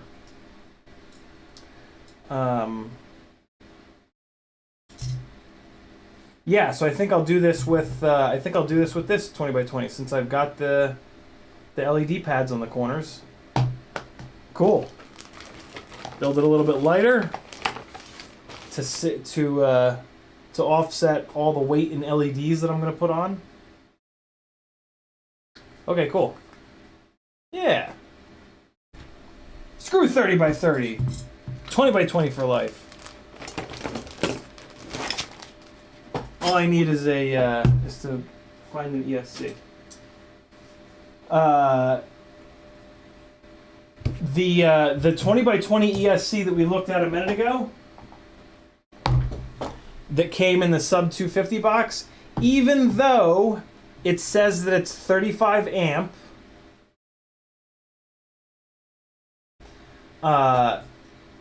it's not 5-inch freestyle 35 amp. Little tiny ESCs like this with the little tiny FETs will blow up if you put them on a 5-inch freestyle rig. 35 amps is technically enough. The Acon AK32s that I've been running for years are 35 amp ESCs, but they're big FETs and they can take the heat a lot better. When you look at an ESC and it looks thin and lightweight and tiny and little, it's for micros. You can kind of use your gut. If you're buying the ESC, you'll be able to tell by the price. The ESCs that are for micros are a lot cheaper. The ESCs that are for big, powerful 5-inch freestyle rigs are a lot more expensive. Usually they're damn near twice as much money. Let's take a look at this 30 by 30 ESC that we just pulled out of that FPV crate that we're looking at here. So you can see here, this is using the much bigger FETs. So this is able to take the extra voltage. It's only 10 extra amps. This is a 45 amp, but that's plenty. Because it's meant for 5-inch freestyle rigs, it's good to go. They've got this big, oh, look at that. So they've got 20, maybe this is the ESC that I'll use. They've got 20 by 20 holes there. And they've got the 30 by 30 holes. That's pretty cool. I could do an all hack RC build. That's kind of nice. Oh, and look, more of the purple M2 to M3 grommets. Yeah, let's do an all FPV crate build. Cool. I'll do this with the 20 by 20 mounting. And yeah, so they've got they've got the pads broken out that are on the plug header, which is great. If you ever break this plug header off, or if you really want to slam this low, that plug header is the tallest point. See how the plug header sticks out? Sticks up the highest. So if you wanted to really slam this thing down low, you could break this plug header off and then direct solder to the motor 1, 2, 3, 4 current, ground, VCC, and telemetry pads here. Nice big battery pads with the little half cuts on the side. Good looking ESC. Not a ton of capacitors, I will admit. There is a bank here of 1, 2, 3, 4, 5, 6, 7. So there's a bank of 14 capacitors in the middle here, and it looks like that's it. So this is an ESC that you would absolutely want to run an external capacitor on for certain. Although on most 5-inch builds we're kind of doing that anyway. So good looking ESC. I'm gonna use it for this LED'd up rig, and yeah, we'll get some durability feedback on HackRC stuff, because I beat the living hell out of 5-inch freestyle rigs. Although this is going to be an LED'd up rig, so it's probably, well, you know what, this is going to get beaten because I'm going to fly it at night and I'm not going to be able to see shit and I'm going to hit stuff. So let me get caught up on chat. Demenis says, get the LED props for it. I have a ton of the LED props that Patrick and I have been scheming on using. We're looking for railroad tracks. We're looking for a nice straight strip of railroad tracks are pretty much always relatively straight, but we're looking for a long run of railroad tracks to get some really cool footage with those LED props. Maybe. No. We'll see. Maybe this rig will be done by then. I doubt it, but maybe. Fresh Meat FPV says, too late, CiottiFPV already did it with mine. Do it. Very cool. The feet, the LED feet. Demenis, we got that. CMYK says, fully building my JB frame next. I have skids on order. Might need to add some LEDs now. Nice, CMY. We'll do it together, man. Ask Ray says, use the adapter from a phone charger with USB output on the lights. Just make sure it's 2 amp output on the adapter. Use the adapter from a phone charger. Use the adapter from a phone charger with USB output on the lights. You mean like tear apart like an iPhone charger? Interesting. Huh. Martin Wynn says, JB LED build, and I can copy it for my first build. Yeah, I'll do the build on the stream, so you'll get to watch me do it. Fresh Meat says, you should have all the parts by the time you get all the boxes open. Yeah, more than likely. Avik says, if it's a JB frame, it has to be gold and purple. Yeah, I'll definitely get the purple. I probably won't do gold. I'll probably put my spin on it, which is red and purple, just to, kind of make it my own. But I'll put something gold in there. I have some gold hardware. Maybe I'll do that. Avik says, sent you a pic of my Sharkbite Glide. Very cool. Which VTX did you put in there, Avik? JT Custom Knives says, don't forget the red electrical tape in the arms of your JB build. Abso-fucking-lutely. There will be a bunch of red LEDs on it, so yeah, there will be red tape for sure.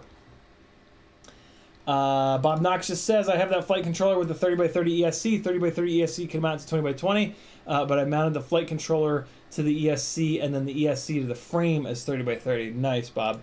Has it been holding up? Has the HackRC stuff held up? Schizophrenic says, ever since those 20x20 stacks were sent out a few months ago, I've stocked up on them. They're so nice. Very cool. Same question, Schizophrenic. Have you beaten one to get some durability results? Frank Nicholas says, on the JB frame, you're forgetting about the wedge on each side. Yeah, I was. The little sticks lock up on each other, and then the wedge locks up with them. I was trying to rotate them so that they would go to the middle.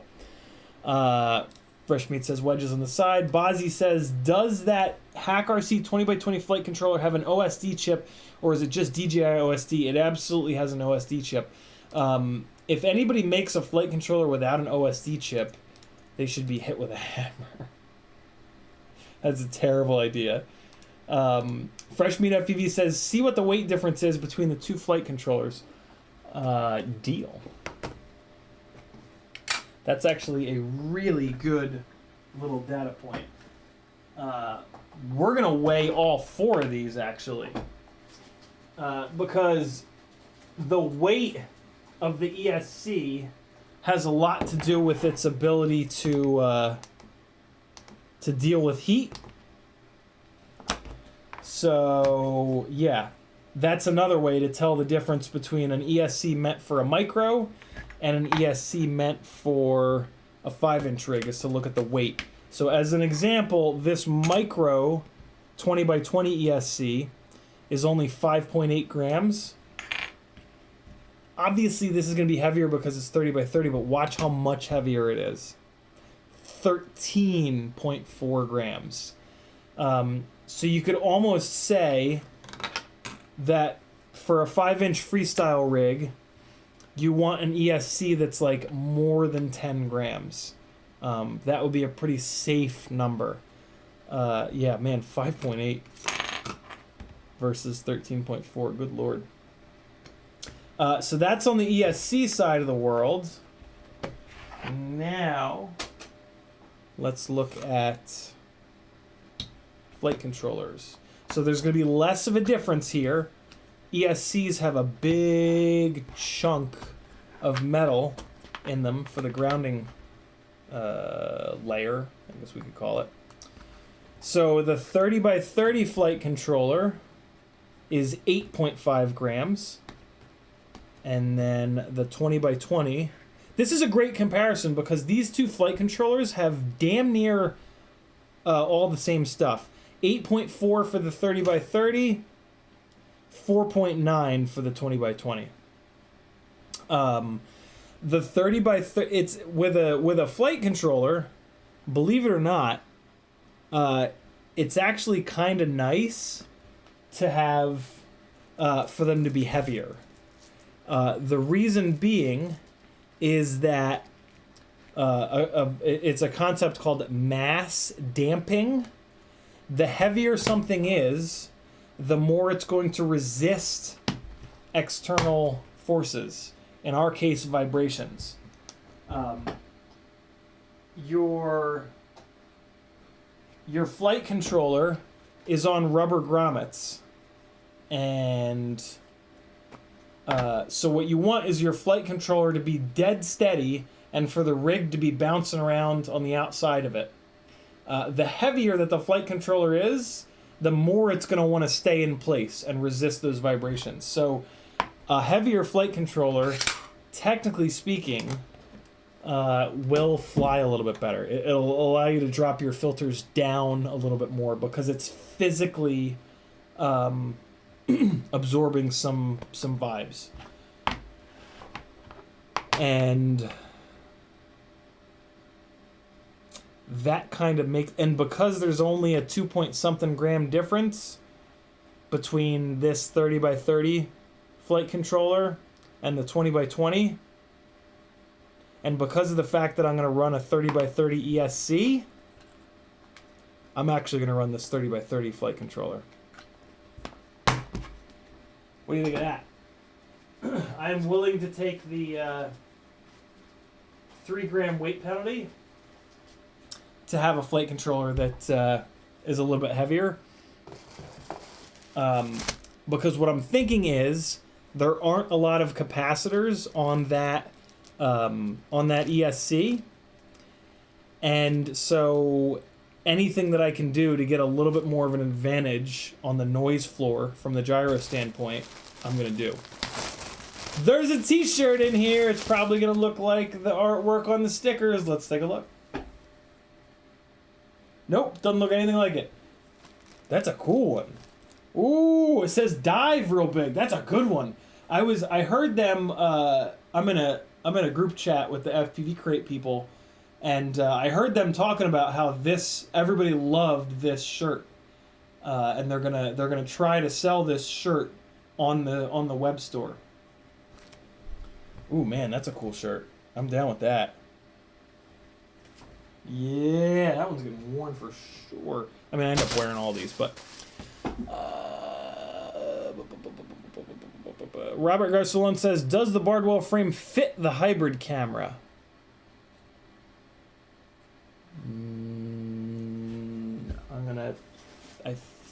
I would not think so. I doubt that well, maybe. Those front standoffs are big. I'll tell you in a second. Front standoffs are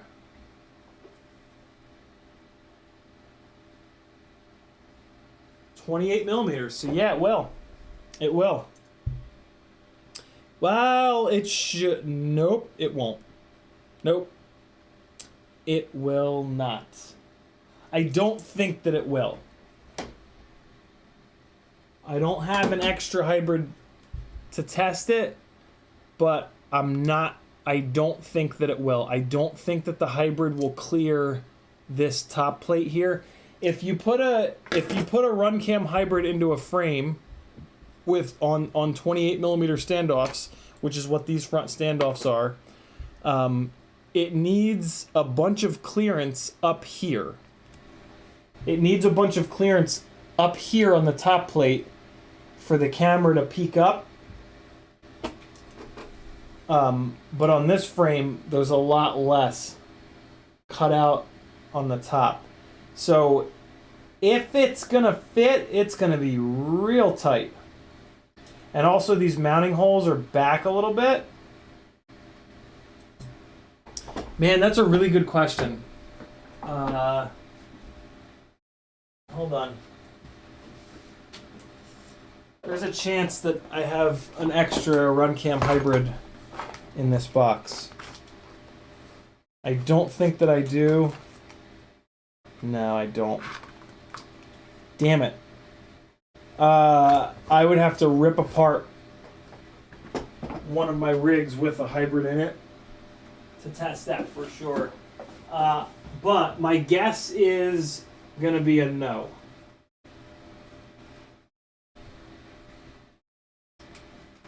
I don't have a run cam hybrid floating around, I don't think. I mean, no. Shit. Haven't I broken? Yeah, there we go. I've broken one. Cool. I can't. This isn't going to be for absolute certain, but I should be able to give you some idea. Oh, farts. Hold on, I gotta take the top plate off to sneak. Well, maybe I can sneak it in from the back? No. No.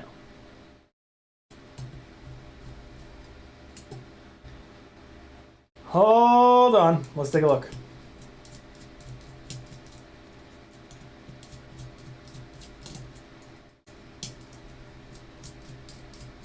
This would be an interesting build with a run cam hybrid in it.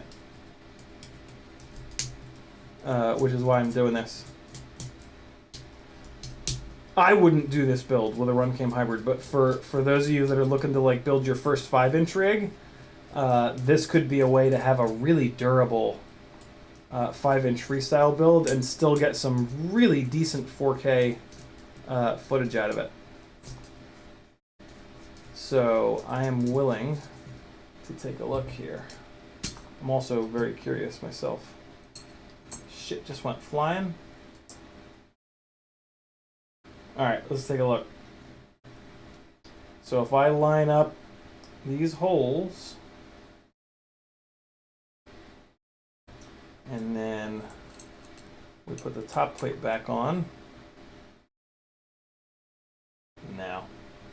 Well, hold on. Let's see. Okay. So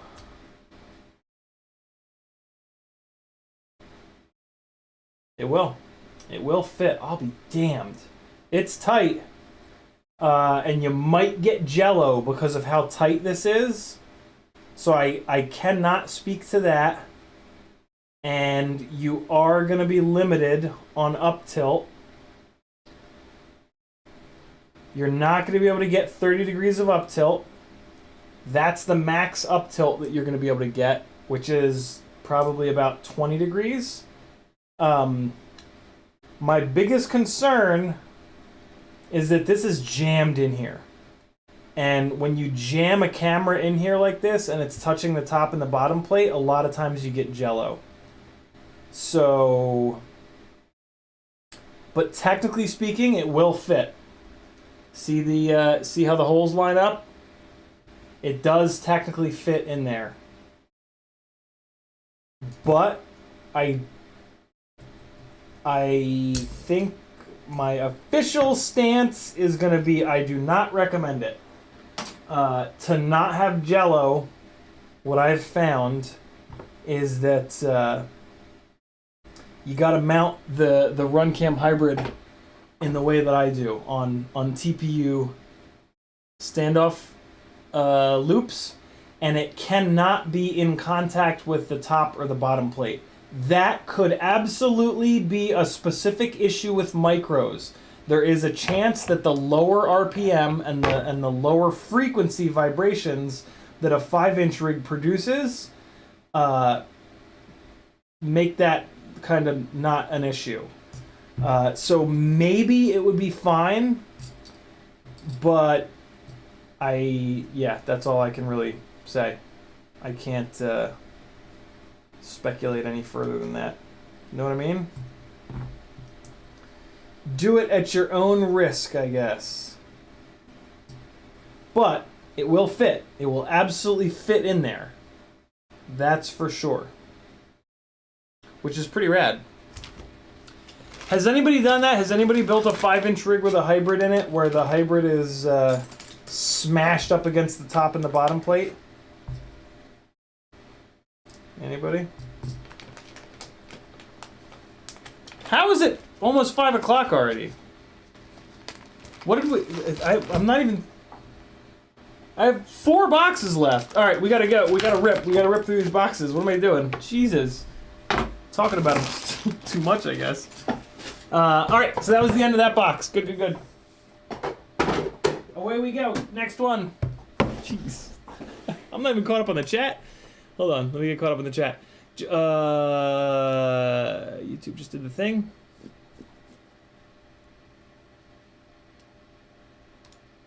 Come on. June Loco says, I'll buy that CiottiFPV ESC. This stuff needs to go into the giveaways, unfortunately, Jude. B-Man says, what's up? Bob Noxious says, like a champ. Fresh Meat says, I put 2 gold standoffs in the back of my JB frame. Nice. Schizophrenic FPV says, no major crashes, but I ask a lot from them running large motors. Awesome. Bob Noxious says, since I lost an ESC today, I'm moving that Hack RC stack to my favorite rig, which has your motors on it. Very cool. Fresh Meat says, given data.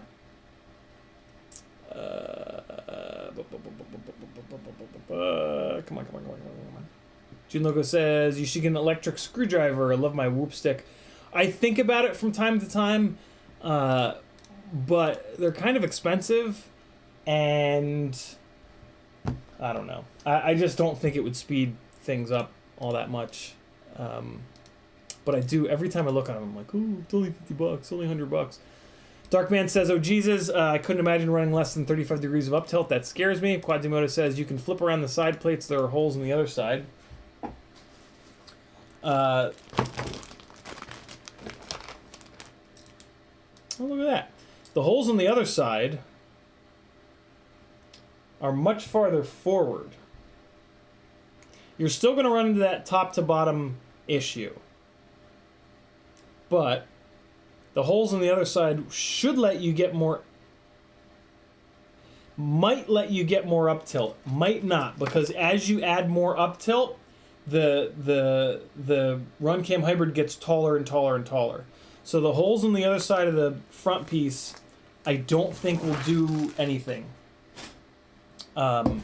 Because yeah, as you just create more angle with it, it becomes taller and taller, and that's the issue. Fresh Meat says, no, I had Jello on my glide footage, had a hybrid locked tight in it. Okay, yeah, so I would be very wary of putting a RunCam hybrid into any frame with carbon fiber vertical side plates where you're hard mounting it. Especially one like this where the front standoffs are only 28 millimeters and you're gonna then sandwich the top and the bottom of the hybrid. You would want to put it into a rig with 30 millimeter standoffs and TPU TPU camera loops. I don't know why I said rubbers. Hey, I'm caught up. Cool. Next FPV Crate box. The coupon expires 11/30/2021, so maybe this is the October box. This is the October box because look at that. Halloween!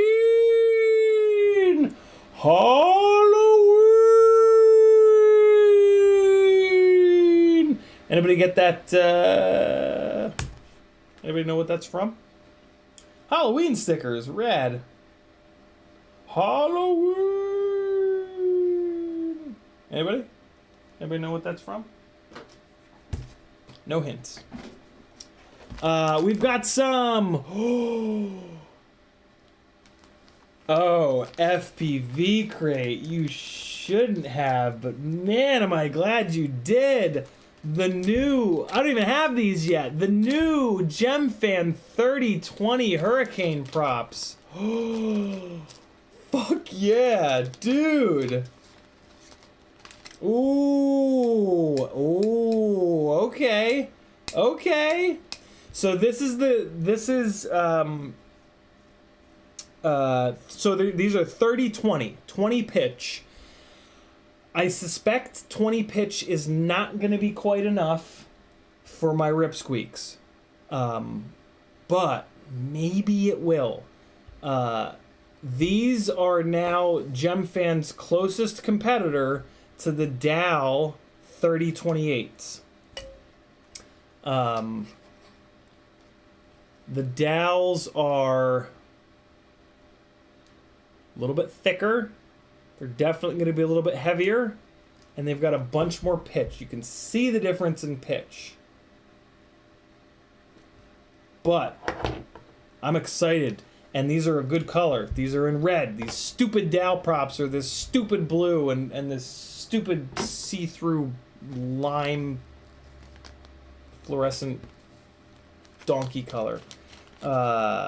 These are mine, yo. I am keeping these. These are a T-mount prop as well. Oh,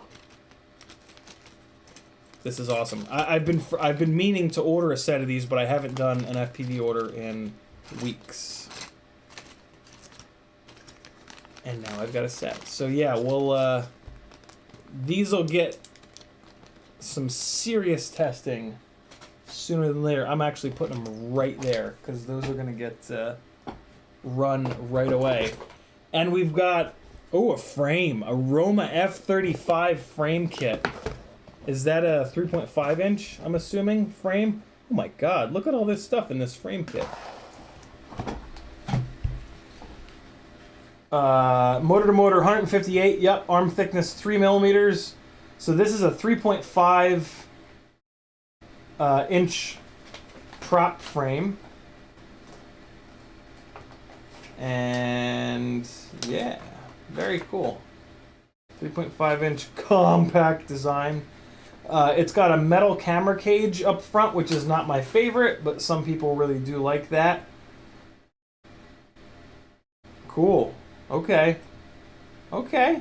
Okay.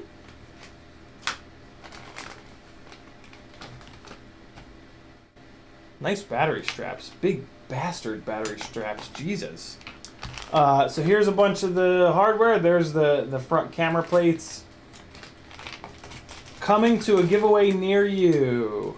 Look at this top plate. A little bit of material removed there.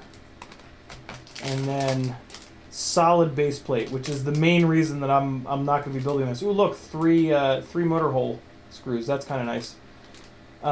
This is probably a really nice frame, but I just don't build solid base plate frames anymore. I crash too hard to do that. Oh, they've got the side plates to keep shit from getting out of the inside. Bunch of TPU in here. Nice little frame kit. Okay. Okay. Damn. And a 2004 motor or an 1804 motor with a 3.5 inch prop will absolutely carry this heavy of a frame around. I'm assuming it's a pretty heavy frame. You guys can probably just look it up. The Roma F35 is a bind and fly rig, so I'm sure you can look up what the weight on that is. That's gonna be a good little giveaway prize. Somebody's gonna dig that. Fresh Meat FPV says, dude, I love my Roma F35 and got it plug and play. There you guys go. So the Fresh Meat loves this frame built all the way out. Ramdango says, lovely cyan, light blue and all. Not my thing, but it is kind of a cool color. It's these are the this reminds me of Tiffany blue, which, you know, It's a cool color, but it's just not red or purple or smoke crotch gray. Fresh Meat says, please stop disturbing my ears with Halloween. Don't get Jello from the same hybrid on my Taycan. Okay, yeah. Did nobody got that quote? Nobody got the Halloween quote? It's from oh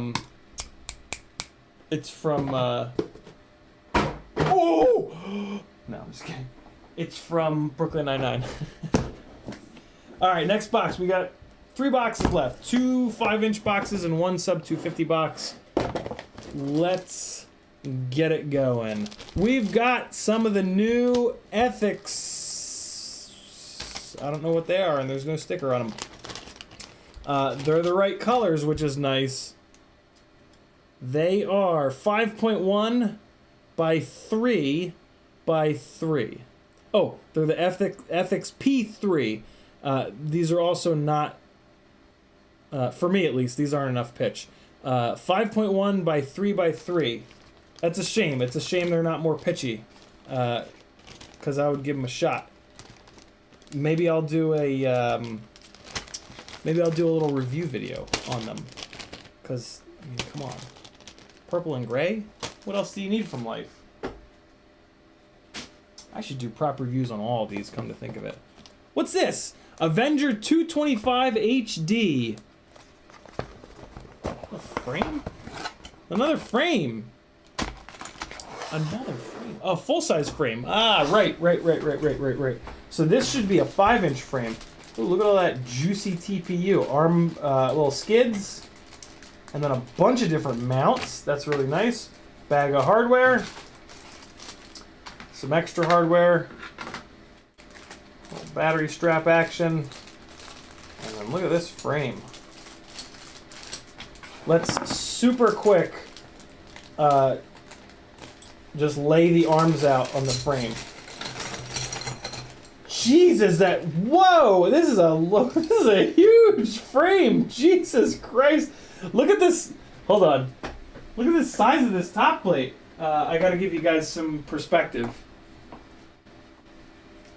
So here's a Glide that we all know and love. Look at the difference.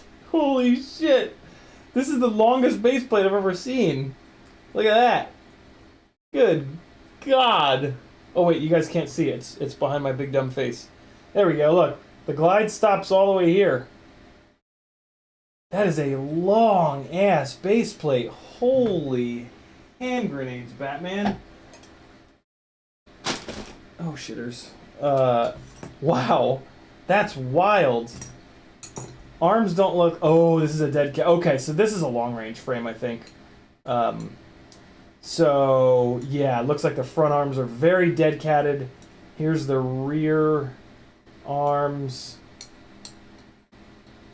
I'm assuming it's those two. Yeah, so this is a long-range-ish frame with a big, long body. Look at this big-ass camera cutout here. Jesus. Wow, it's a wild-looking frame. Oh, I see what they're doing. So, frames like this are really interesting. They'll do an extra tall camera mount side plate and then peek it through the top plate so that you can direct mount your GoPro to it.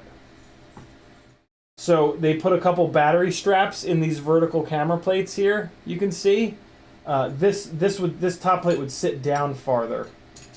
But yeah, you can run a strap through here and then just put your GoPro directly onto this, and you'll save the weight of the TPU.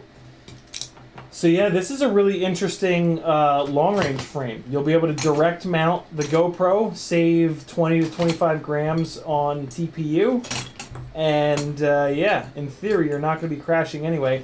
Here's these braces, which are going to be front and rear to connect the front arms and the rear arms to make them nice and stable. I don't know how it goes, but maybe it goes like that. But yeah, so this is a long-ish range frame. in my humble opinion. Cool frame design. I've always wanted to mount a GoPro with just a battery strap, but I've never been able to bring myself to do it because I slam so often. Very cool. I don't know I don't know this company. TCMM Avenger 225 HD. Cool. Avenger 225 HD. Interesting looking frame. Look at this. This is a great thing to put into an FPV crate. An extra little 8mm 6mm wrench and a ratcheting wrench. Ratcheting wrenches, man. I prefer the smaller ones so that I can't over torque the prop nut. But these shorter ones are like hard to find, and every time I've found them, they're kind of expensive. This is really nice. And we got another shirt. Ha! Getting through these boxes with the quickness now, and it's a Halloween shirt. That's fun. Richard says Roma F35 is 70 grams. Very cool. Most likely with all the plates and parts of the frame. Fresh Meat says I'm trying to analog that HD frame. Oh, that's why that frame is so long. I bet you to hold an air unit in it. Here's the Halloween shirt. Oh, that's cool looking. 2-color silk screening, gray and white. That's fun. The quad has a little witch riding it, and they got a little wolfy howling. And this white might be glow in the dark. Let's see. Oh, it is. Well, I don't know if it's. Hold on. Let's see.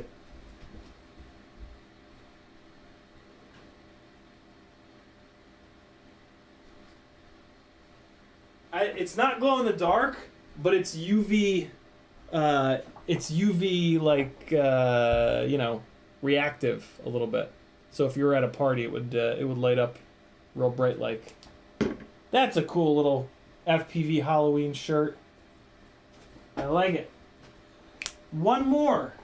Well, maybe two more. Sub 250 box and a 5-inch box. Athix says Bob Noxious flies TCMM. Oh, so that's it. TCMMRC frames a lot. Nice. And then there's Bob Noxious. I did analog that long ass frame, offset the back arms. True. What's that mean? Remy Tim says, hey, can you email me your logo with transparent background today? I can text you to remind. Awesome. Or just email me to remind me. No, don't do that. Text me. Darkman says, mind my ignorance, but what makes that 3020 prop closer to the Dow 3028 than GemFan's own 3028 does? Great question, Darkman. The durability. The big problem with the GemFan 3028 is where the blade meets the hub.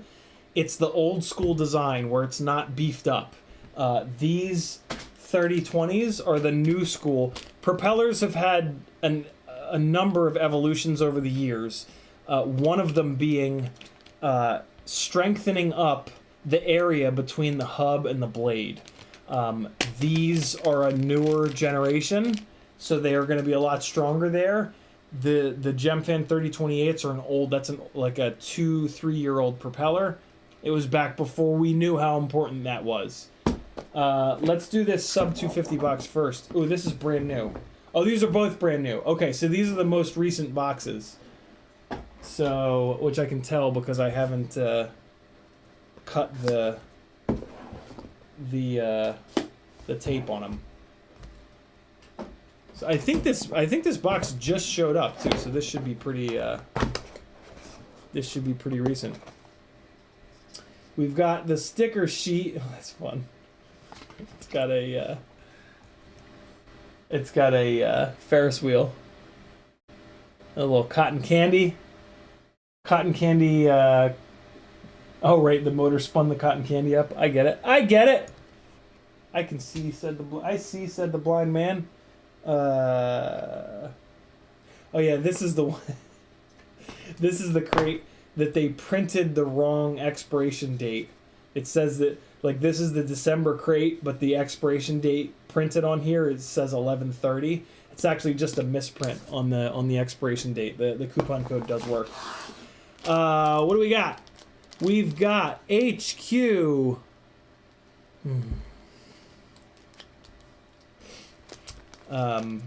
I think I forgot to tell them about these propellers.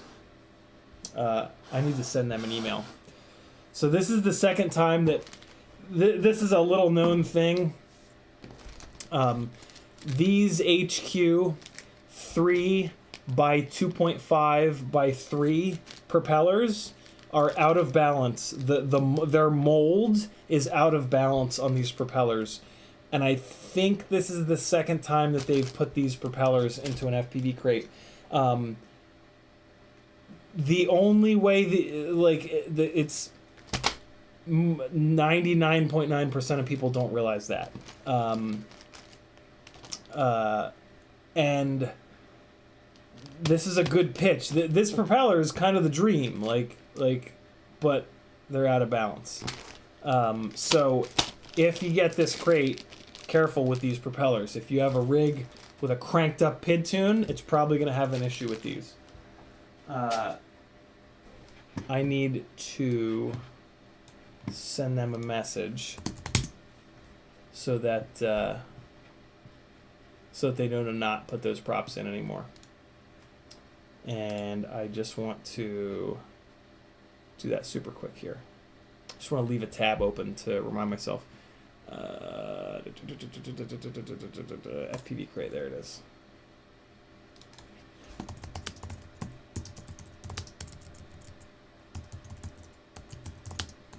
Most recent sub 250 box right now on stream, and the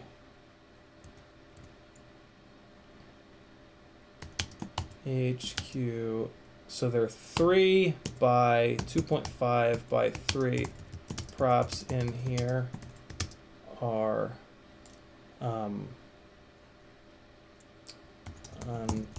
unbalanced, right? Package. The mold itself wasn't made correctly.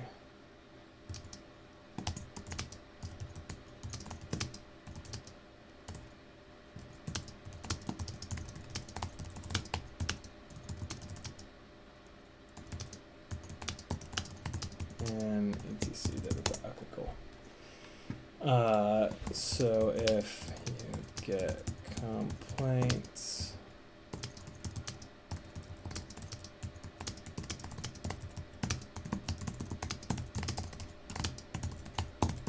okay, cool.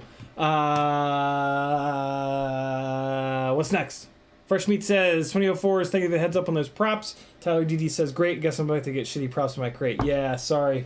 If you're on a stock tune, they're probably fine though. But if you're on a cranked up tune, set of 2004s, ooh, and a good KV too, 4000 KV 2004s, by Flash Hobby. Or were these the green ones? Oh, they're even the cool looking green ones. Look at these. Look at these fancy little devils. I might put these onto a Cinesplorer, because 4000 KV is a brilliant KV for a 2004. And my God, are these smooth. Wow, okay.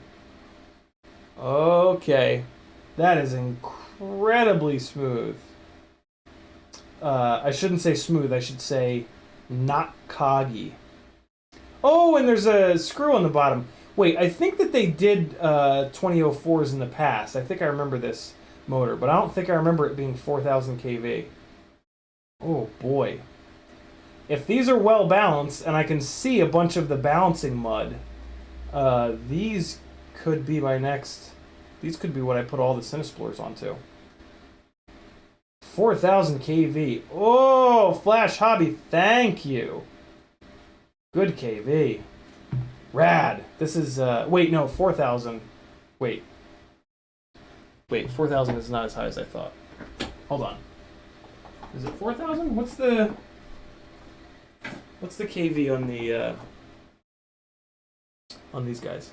Now, these are 3,500, right? Oh, well, these don't even have the KV on. Oh, wait, no, there it is. There it is.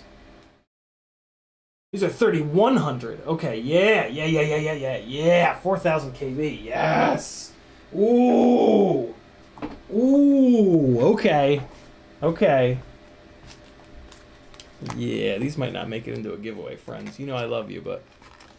Athix says a good Cinewoop motor? Maybe. Maybe. It depends if they are well balanced. I think it's worth giving them a try, though, because I really don't have a Cinewoop motor that I love at the moment that ticks absolutely all of the boxes. Thank you, Dennis Gerber. The previous ones were 3,150 kV. Awesome. I remember being impressed by these 2004 motors in the past. I was kind of thinking I was losing my mind a minute ago.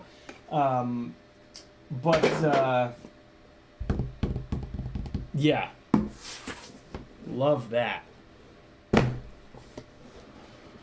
Schizophrenic says, I'm running those motors on a Ripsqueak V2 with 3.5-inch props. That's what you were asking about a couple streams ago. Athix, we got that. Fresh Meat says, just finished putting those in my Acrobrat D75s. Oh, and buy Shiba Inu. Big version of that sticker sheet. There you go. And misprint on the expiration date again. Ooh, look at them orange props. What is that? Oh, the Min Chan Kim Hurricanes. 5146.6 V2. V2, huh? I wonder what they changed. I legitimately do not know. Cool color. That's a bright ass orange. T-Bird gonna be all over them. Ooh, some solder. Ooh, and it's 6337, some Lumineer solder. 6337, 1.8% flux, 0.8 millimeters diameter, 100 grams. Leaded solder. Nice. I actually don't have any 6337. I run 6040. I don't need the so the 6337 cools a little bit more slowly, which if you're new to soldering, sometimes that can help you out. I'm not new to soldering. I want it to cool down as quick as possible. Very cool. That's a nice little thing to have in there. More motors. 2207.5 1950 kV. Good lord, these are going to make some whore powers. Let's take a quick look. Ooh, they look just like them. Oh man, that's a big can. We're going to throw these on the scale as well. That is a big old motor. Jeez, look at that. Look how meaty that vertical is on that motor. Good God, this is going to be a little heavy. I'm calling it right now. But my God, this is going to make plenty of power to offset that amount of weight. 36.3. So that's a heavy motor in my opinion. Although for a motor with this kind of stator volume, that's actually not all that heavy, I don't think. Not a motor for me. I don't have any use for a 5-inch motor that makes this much power. But for those of you that like thrusty rigs, this is nice. It's nice and smooth too. One-piece bell. Nice little diggers here to grab the prop so it doesn't spin and loosen up. Nice looking motor. Cool OD, olive drab green color. This is going to be a good little giveaway prize here. That's what these are going to be. Rad. And then the last thing in our series of FPV Crate Unboxings is one last t-shirt. Let's see. Ooh, who's that? Can't tell who it is. They got a mask on. That's a fun shirt. Look at that. Ooh, what rig is that? I can't tell what rig that is. But that's a fun shirt design. Okay. For the red and black fans, there you guys go. There is, what's that, like 6 months of FPV crates? That big motor was 2207.5, 1950 kV. And look at that, I'm caught up on chat.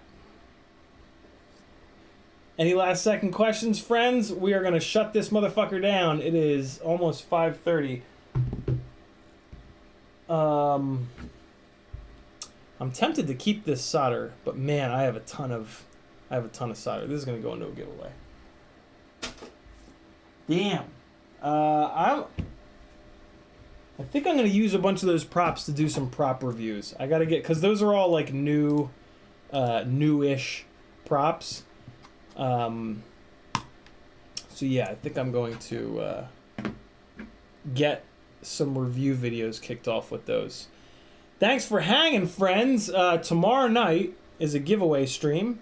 So if you want to get in on the 3 Patreon giveaways, head on over to CiottiFPV.com, hit the Patreon button, and then all the tiers kind of explain what's going on. $5 a month tier enters you into the Tiny Whoop and Toothpick giveaways. $10 a month tier enters you in the 3-inch micro brushless and Cinewhoop giveaways. $20 a month tier puts you into the 5-inch giveaways.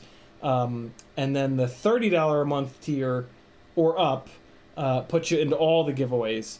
And tomorrow night, the giveaway is going to be a full build. So all the wheels are going to get spun, and then the winners from those are going to get put into one last wheel, and then that's going to get spun. So we're going to have one main winner for a full build tomorrow night. And then on Christmas Day, there's going to be a 12-hour stream, the 12 hours of Christmas with CiottiFPV, just like last year. There's going to be a red onesie involved that you guys can do super chats and PayPals to keep me in for. If you guys got enough money, you can keep me in the goddamn thing for the entirety of the live stream. 11 out of 12 hours. My first hour is going to be the only comfortable hour, potentially, not wearing the goddamn thing. So yeah, come torture me on Christmas Day. It's going to start at 4 p.m. and it's going to run until 4 a.m.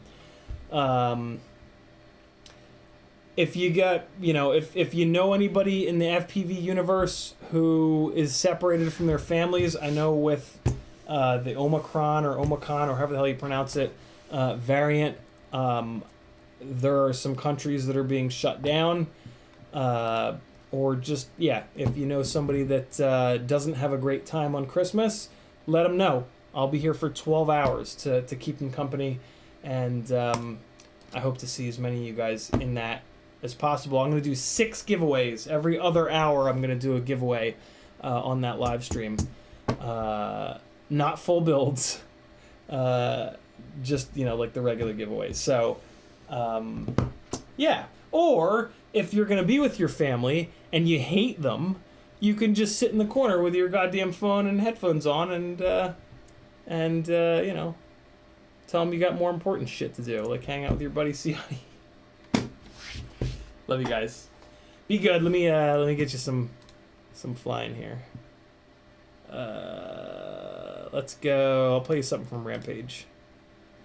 Flying at the container. What is this called? Container Chaos. Container Chaos. I think this is called. Oh God. Oh, I'm talking. Nobody wants that. I'm gonna play it with me talking. I love you guys. I'll see you tomorrow night at 10 o'clock Eastern, or else. Later.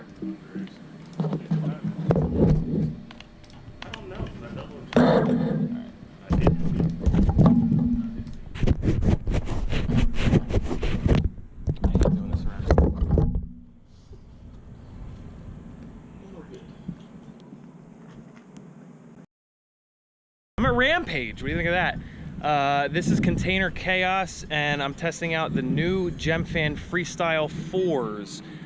They're a 36 pitch. I believe they're 5.1 inch. Let's see how they be.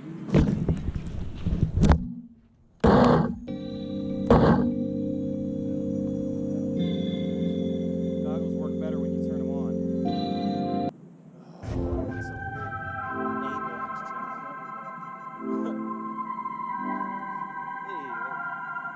so blown out.